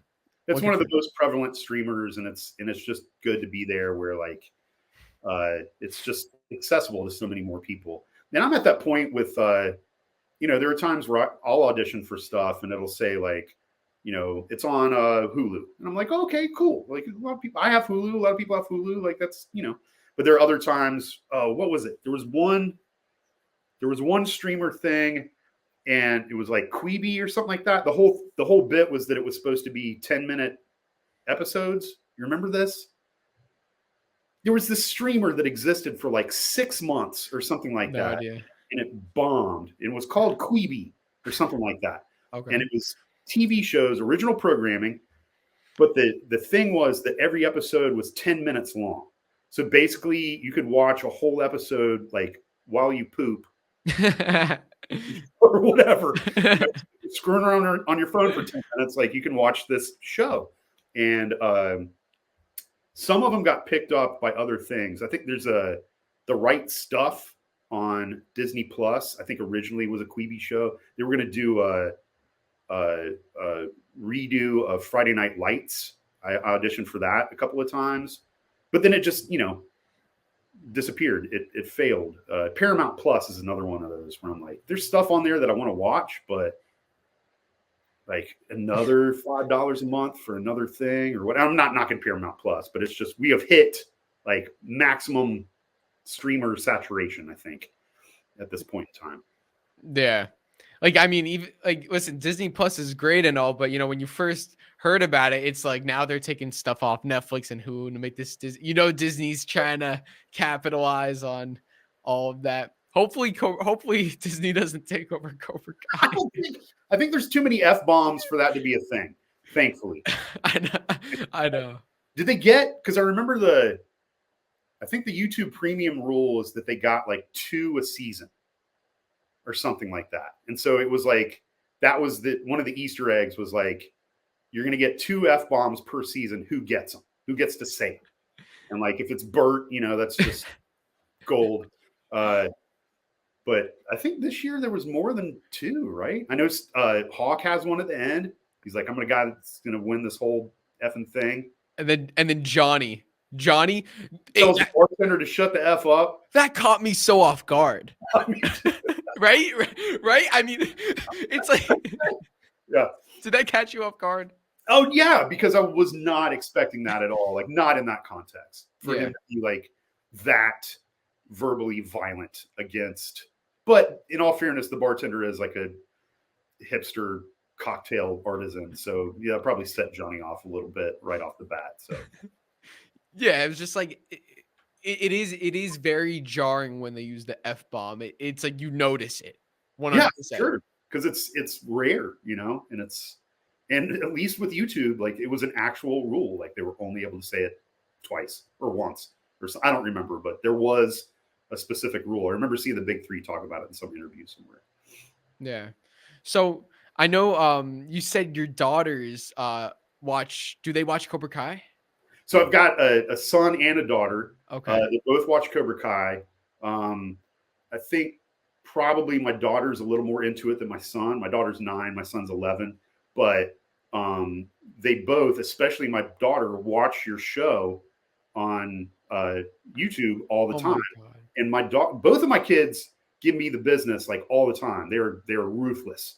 So like if I book something on a TV show or something and it comes out, you know, I'll find it and see it. And so the next morning I'll be like, hey kids, I'm in 2 episodes of Cobra Kai. You want to see it? And they're like, yeah, all right, whatever. I'll sit down, I'll show it to them. And they're like, but that's it. That's just one scene. And I'm like, yeah, that's one scene on like the most popular television show in the world. And I had to beat out like probably 50 other people to be able to be the person that's putting food on your table. Because on the show, like, you got to show me some appreciation. But my daughter has always said, like, you don't even, like, you think you're famous on Cobra. You're not famous. Cobra Kai Kid doesn't know who you are. You've never been on his show. Like if you're on his show, perhaps my you have God. more legitimacy. So Madeline Kirk, here I am. Now I have finally made it. Wait, what's your daughter's name? Madeline. Madeline? Yeah. Okay. This is a message to Madeline. Okay. I'm gonna give a message to Madeline right now. So if you want to show her this after. All right. Yes. Madeline, your father is awesome. I have been a fan of him since season 1. And I just want you to know that his scenes, every scene, he steals the show. And without him, Carrie Underwood would never be in the show. So, Madeline, I appreciate you watching my videos. And also just remember, your dad's badass. He's a Cobra Kai or a Miyagi-Do. Cobra Kai or Miyagi-Do or Eagle. I'm Miyagi-Do all the way. Yeah. Okay. Yeah. Yes. And also tell her that she should go to bed. Or Go to bed, do your laundry, clean your room, vegetables, all that stuff. all that stuff. Very, very important. This is the most important key to being a Miyagi-Do. Exactly. Do you know if your children are Miyagi-Dos, Cobra Kais? I don't know. They're still going through this weird phase where they don't like to watch things that are old. So like if I try and show them something from, God forbid, 1999 or something like that, it's old. So to get them to watch something from 1984, I tried desperately to show my daughter Gremlins last night. And so I don't know how many times you've seen the movie, but I've seen it a million times. So it starts out with the main character's dad. He's an inventor, and he stumbles into this store in Chinatown, and he's trying to sell the guy that owns the shop this like contraption for traveling that's got like a shaver and a toothpaste and a toothbrush and nail clippers and all this stuff all in one. And then he discovers Gizmo, the Mogwai. He's like, I got to buy this for my son. And so he ends up sneaking Gizmo out, and hijinks ensue from there. So like we're 3 or 4 minutes into this movie, and we're hearing Gizmo. We just haven't seen him yet. I'm like, Matt, this is like the cutest puppet ever invented. You are like literally 45 seconds away. She's like, no, this is old. I don't want to watch it. And she went upstairs. And then like 10 seconds later, there he is. And she missed him. So that's what I'm up against here, Drew. That's what I'm battling. So yeah. Yeah. Well, my parents, they introduced me to a lot of older movies. So I was fortunate enough to actually be into that. I even like older musicals, Man of La Mancha. I'm sure you know that. Like, imagine a 10-year-old kid singing that and loving that. That was me. Yeah, me too, man. I grew up even before I was like doing theater or anything like that. Like I grew up in it. But like those movie musicals, when I was 5, 6, 7 years old, they showed those things on HBO. Like HBO had a much more limited catalog. And so like Fame, Grease 2, Music Man, Best Little Whorehouse in Texas, like all of those 50s, 60s, 70s, 80s movie musicals, like they showed those during the day quite a bit. So, and I don't know, Grease 2, probably not really appropriate for, a 7-year-old, or Best Little Whorehouse in Texas, but no one stopped me. So, what are you going to do? Yeah. I'm sure you could get them into like High School Musical, one of those newer musical movies, right? Well, I think that really the in for my daughter, especially to Cobra Kai, wasn't necessarily me, but it was Peyton, because she grew up watching all her stuff on Disney. So I think now that I've been on your show, that checks one box. The only box that's left is for me to actually meet Peyton, because I never have, and then get her to do the same thing. Be like, hey, say hi to my daughter on the phone real quick. I think my daughter would probably faint. You're 1 for 2 right now. Yeah, exactly, man. I'm halfway there. That's so awesome. Do they do they have any interest in doing acting or doing what you do, theater, any of that? I don't know, unless my son has like some sort of remarkable transformation. He does not, and it's fine. It's actually good, because he could actually, do something where he could like actually earn an honest living and know that that's going to occur. He could be a lawyer or something like that. I think he takes a lot more after his mom, after my wife, who was also not an actor. We call them civilians. She's a civilian through and through, and I think he is too. Um, I think if there's going to be a third generation actor in our family, it'll be our daughter. She definitely has it in her blood, and she's got this beautiful natural singing voice, and she's a ham, and she's creative, and yeah, I could definitely see that happening. So it's good because they balance each other out. Her brother can, pay her rent while she's, screwing around and trying to be an actor like I did when I was growing up. So, and my brother and I are very similar. He's a nurse, but he's always been a very like practical person. He's 9 to 5 kind of guy, like always very grounded.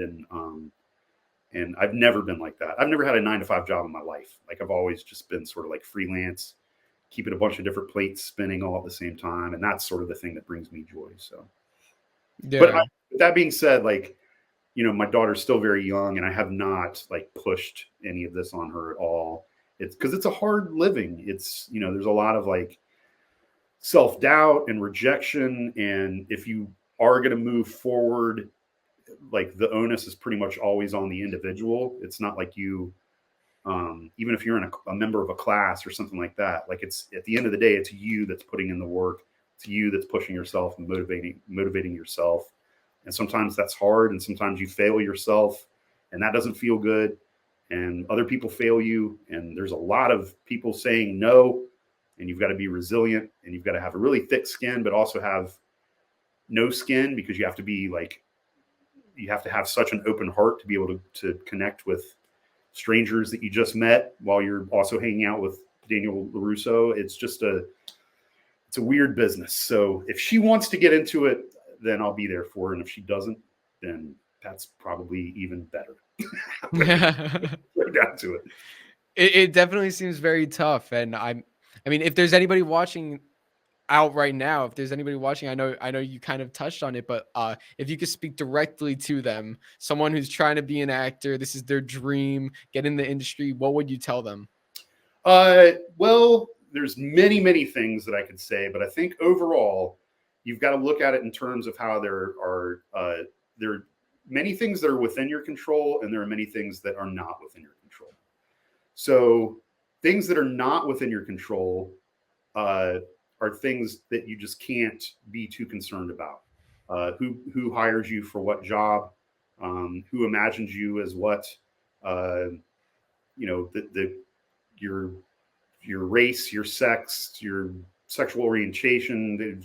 There are elements of you that are just you, and sometimes that jives with what somebody's imagining for a character, and sometimes it doesn't. And those are things that are out of your control. So you just have to accept those as realities. Like this is a reality that I just have to accept, right? So are these, right? I can wear a wig, I can wear contacts, but those are things that are not within my control. Things that are within my control. Somebody might be more skilled than me, or like more talented or whatever, but they cannot outwork me. They cannot work harder than I can work. I can always show up a little earlier. I can always stay a little later. I can always be kinder. I can always be open to learning and knowing that this is a journey that never ends. Like Tom Brady's still got a quarterback coach. Tiger Woods still has a swing coach. The journey never stops. You can always improve. The best directors in the Meryl Streep always still has a director. She still needs to rehearse. But no one can outwork you. That's within your control. Being kind, being a good person, so that if your name comes up in any sort of context, then they're going to be like, Cobra Kai Kid, like, I love that guy. Like, yeah, bring him in here. Like, I would love to spend, 4 months of 15-hour days with that guy. I know I could do it. I've done it before. He's great. That's something that's within your control. That's a reputation that you can uphold. Just taking a shower, brushing your teeth, like that's within your control. Some people don't do that. So there are things that you can always work on. Another way, like not to harp on it too much, but another way that I always look at it is that, or another way when I'm talking to my acting students, is that if you look at like professional basketball, right? There are a handful of names that everybody knows. Like my grandma doesn't watch basketball, but if I said like Michael Jordan or Magic Johnson, she would go like, "Oh, he plays basketball, right?" Like she just know, right? Mhm. So there aren't that many NBA players that are deeply embedded in the zeitgeist like that, right? So that's like the 0.00001%. Those are the Ralph Macchios and the Billy Zabkas of NBA basketball, right? Yeah. But then below that, you've got all these other players that made it to the NBA, professional basketball, best league in the world, arguably. But they float around from team to team. They don't start. Sometimes they don't work for a season, but they're still in the NBA. Like that's an accomplishment. That's a career. They're working, but they aren't LeBron James. They aren't at the top of that pyramid, but they're still there, right? And then below that, think about all of the college players that didn't make it to the NBA, but they won championships at Duke and Carolina and UCLA and like storied programs. Their banners are hanging in the rafters of the arenas. Like they're famous, but they didn't make it to the NBA. And think about the same thing with high school players that didn't necessarily succeed in college, but man, they won 4 championships back to back to back to back at their high school when they were there. And in that town, they are forever known because they were the best basketball players in that region at that time.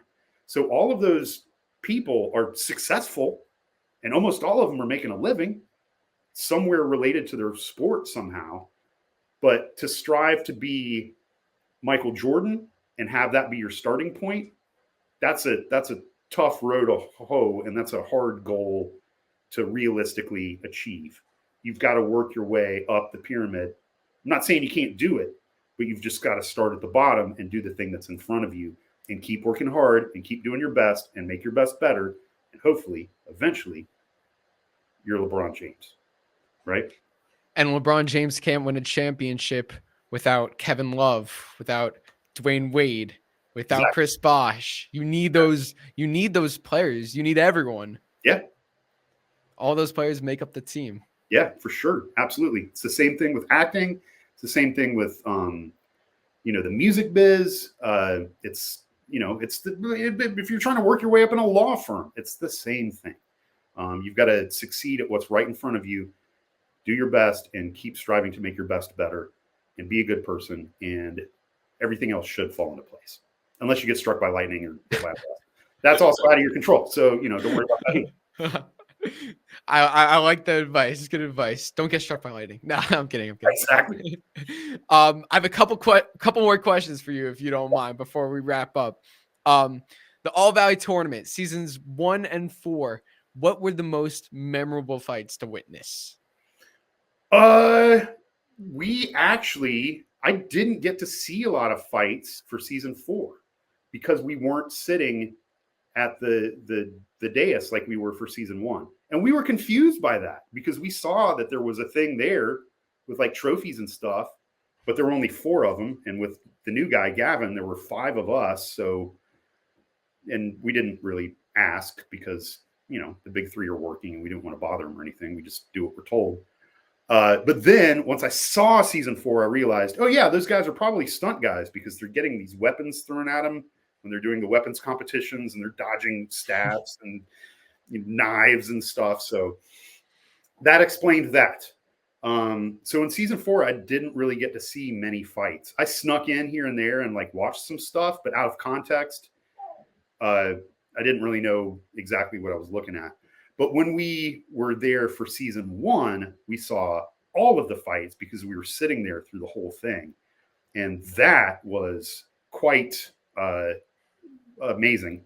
A lot of the earlier fights sort of happen in these pads that are like off the main stage. But being there to watch like the final fight with Cholo and Robby was like really awesome. And when Robby does the one-handed kick, Oh my god! Like I was so curious to see how that was going to pan out in the like when it was edited together because they had this huge rope on him, like this thick rope tied around his waist, and I guess they just CGI'd it out somehow. But I was like, man, that looks really cool. Obviously, they're going to lose the rope somehow, but like, but not knowing about like how he learned it, where he learned it, what it was in context, because I hadn't seen that script. That was really cool to see.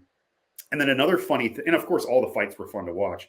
But another funny experience that I had with season 1 was that that whole week that we were filming that, I'm also really good friends with an actress named Suhaila El-Attar, and she plays Xander's mom. She's got all the glitter on her face and stuff.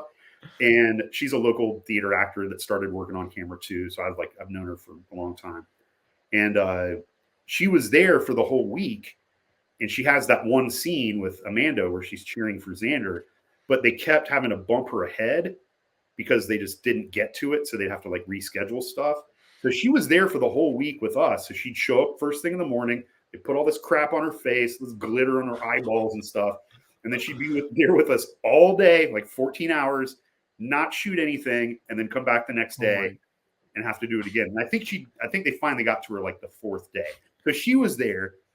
But then I also saw this guy walking around dressed as young Johnny from the 1984 tournament. This guy in a wig and the gi. I was like, why is there like a flashback? Like, how?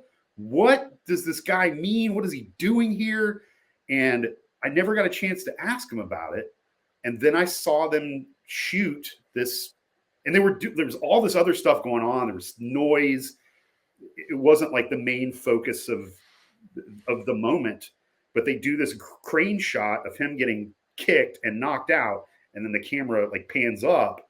Wait, it's the new footage that they added at the very beginning of episode 1, where Johnny takes the kick to the face, and he's face down on the mat, and he's pounding the mat, and then the camera pans up. That's new footage that they shot for season 1.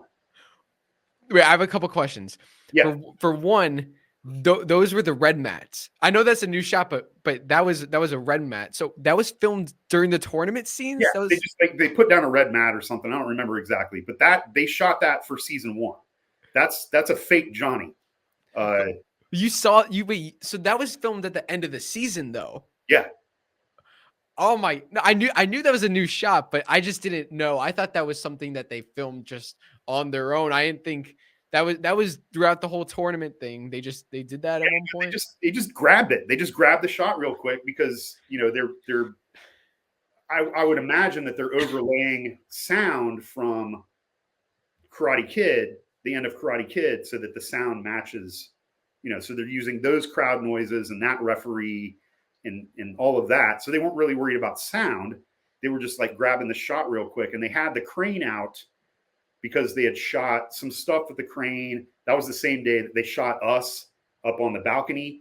That's a crane shot where the camera pans up, and that's like an homage to some of the crane work that they did with cameras in Karate Kid and the Rocky movies and all that stuff. So yeah, they had the crane out, and they were like, yeah, let's grab this shot real quick. But for days, I was like, what is this mystery of the fake 1984 Johnny, and what is he going to do? And I didn't really even put 2 and 2 together until I saw the beginning of episode 1. It's like, oh yeah, that was that. Yeah. I got like so confused because I thought there was something I was missing when you said that he came to the tournament. I'm like, wait, but there's blue mats, but the original had red mats. So I'm like, okay, but they switched the mats. They put something down, and it's just like it's a pretty simple shot. I mean, it's just him with his face down on the mat. He's pounding on the mat a little bit, and the camera sort of swoops up, and then it cuts to Johnny drunk in his bed with the Doritos. Did you see? Because I know they actually caught Daniel LaRusso or fill-in. His leg was in that shot. So did you see someone in a white gi? They probably didn't have a wig on because they weren't. It didn't show their head. But did you see that? I don't know. I don't think so. But now, did it make it to the? Can I find it in the episode? Yeah, you see his like. So you see Johnny on the floor, and then like as it's zooming in, you see his like LaRusso's leg or LaRusso. Okay. Yeah. Nice. Just the leg, and the white pants. I also did because I'm friends with Suhaila and good friends with Rose. I didn't really know Courtney at the time for season 1. but I was sitting over there on the bleachers with them in between shots, and I was just sort of shooting. I was bored. We were all bored to tears over at the desk. We didn't have any lines. We're just sitting there, and trying to, I don't know, whatever. So I go over and I say hi to them, and I'm shooting the breeze, but I'm sitting like on the front row of the bleachers, and I knew Ralph, but I didn't know Sholo at the time either. But Sholo was trying to do the crane kick, and then Ralph is watching him, and I'm like, dude, I'm like 12 feet away, like I'm sitting right there, and I didn't want to pull out my phone and record it because I just didn't want to be that guy. Someone else did. Yeah, exactly. But it's forever etched in my mind that Sholo's trying to do it, and then Ralph walks over and he's like, "No, man, you got to put your hands like this." And he's like adjusting his hands. He's like, "Yeah, your knees about, whatever," and like showing him how to do it. So like Ralph's doing it, and then Sholo's doing it, and the rest of us are sitting there like, "Oh, it's amazing!" It's so cool. He had the coffee cup in his hand, I believe. Yeah, exactly. Yeah. It's even though like it wasn't his thing, he wasn't the sensei to Miguel. He's there to watch the tournament, but it just as Ralph as the guy who did it. And I love how they kind of used the tournament like because in the Valley it was such a big deal. They kind of do like a play on like the movie where in season 2 episode 2 they have that whole car dealership montage. Everyone's like, "Hey, can we get a picture doing the crane?" Like something that would happen in real life. They're like kind of making fun of in the show. It's so great. Yeah, it's awesome. There's just so many great things about that. Like, you can tell that they're all fans of the show, of the movies, because they are, and it was like we were talking about before, like there are sets that I've worked on, awesome projects, big shows, big movies. I've done more television than I have film, but like, big projects, high profile projects. And to a certain extent with some of the actors on the show, sometimes it gets treated like a job. They're there, they're doing the thing, they're doing a good job when they're on camera, but they're clocking in and doing their thing. And if truth be told, they'd rather be sitting on a beach somewhere, reading a book, which is fine. Wouldn't we all? But the Cobra Kai set is just not like that. Everybody there is just so happy to be there. Everybody loves the show. Everybody's in it to win it. And it just never feels like work. It just feels like, I don't know, like Disneyland or something. I don't know. It's just so much more fun. It transcends any sort of normal day-to-day thing. It's a special gift to be there. And for me, I'm only there every once in a while. So for me, definitely it's a special gift. But I get that same vibe from Mary and Sholo and Ralph and Billy and the big three and everybody else. Like they're glad to be there every day. Everybody is, which is just really rare and really awesome. You can tell that from like watching all the behind the scenes interviews and stuff. You could tell the love for the show from the actors. It's beautiful. Yeah, it's great. So from 2017 to 2021, 4 years you've been on Cobra Kai. How have you grown as an actor from being on the show for all those years? The working on karate or Cobra Kai has definitely helped on my journey. But like I was saying before with my earlier advice, if I'm not perfect and I don't always do this, but I always strive to do my best and make my best better. So I'm always trying to grow and always trying to learn. And every time that I get to work with people as talented as the people on Cobra Kai, that pushes me and that makes me grow and makes me get better. And I know that, I talked to my fellow board members the other day, and we were just talking about how, the big difference between season 1 and season 4 was that when we came back in for season 4, not only did we have 4 years of friendship with each other, but we also had a better idea of who we were as characters. We get to learn a little bit more about every character. That, it turns out that Kurt is like a huge sexist. We didn't know that. that Sue is a little pushier than we thought. And, of course, we know Daryl has always wanted to usurp Ron and get the gavel. We're talking about how he's like he wants the crown. They all want the crown. They all want Ron's crown, but they don't want to bear the weight of the crown. Like, they don't want to do what's required. They just want the notoriety. But us just being more comfortable there, being more comfortable with each other. And I think that anytime any actor gets to be on set and work in that sort of situation where, like, the stakes are high, this project means a lot to a lot of people. You're working with really famous people that have been working for decades longer than you have, and you've got to rise to the challenge and come in and bring it and be just as good and contribute to this thing. Every time you get a chance to do that, it makes you better. And so I've just been able to have more, not just with Cobra Kai, but in general, more on camera working opportunities. And I'd like to say that over those years, I've grown a lot, and Cobra Kai has definitely helped me do that. So. Yeah. And other than Cobra Kai, are there any projects that fans can expect to see you in the future? I did get to work. I had small supporting roles, fun scenes on 2 movies. One is called Brothers with Josh Brolin and Peter Dinklage and Brendan Fraser and Glenn Close. And then there's another movie called, and that's a very dark comedy about some brothers that are criminals. And then I worked on another movie called The Battle of Bushy Run, which is a historical drama. And I played Ben Franklin, which was really fun. And got to work with a couple of other local Atlanta actors, Jason McDonald, and some other folks. I have no idea. Movies work really slowly. Just it's sort of inherently the way they work. So if I were to guess, I wouldn't expect to see either one of those until next year. But then again, you never know. So, but those are 2 things that I have on the horizon: Brothers and The Battle of Bushy Run, and then hopefully more Cobra Kai. And that's what I got going on right now. But you never know. The auditions are starting to come in hot and heavy again. So hopefully 2022 is a good year for all of us. And I'm sure you'll be posting all that, all announcements on whatever projects you're doing, like on your social medias, Twitter, Instagram. Do you want to shout them out really quick? Yeah, it's Matt Lewis Actor across the board, Instagram and Twitter. I'm pretty sure Facebook too, but you can look up Matt Lewis on Facebook and I'm on there. What's a Facebook? Exactly. What's an Uber? It's one of my favorite lines too, because he just sort of throws it. It's like a really dramatic moment. It's like he's gone to Mexico. He ran away. I don't know where he is. He took an Uber. What's an Uber? It's like a taxi. But anyway.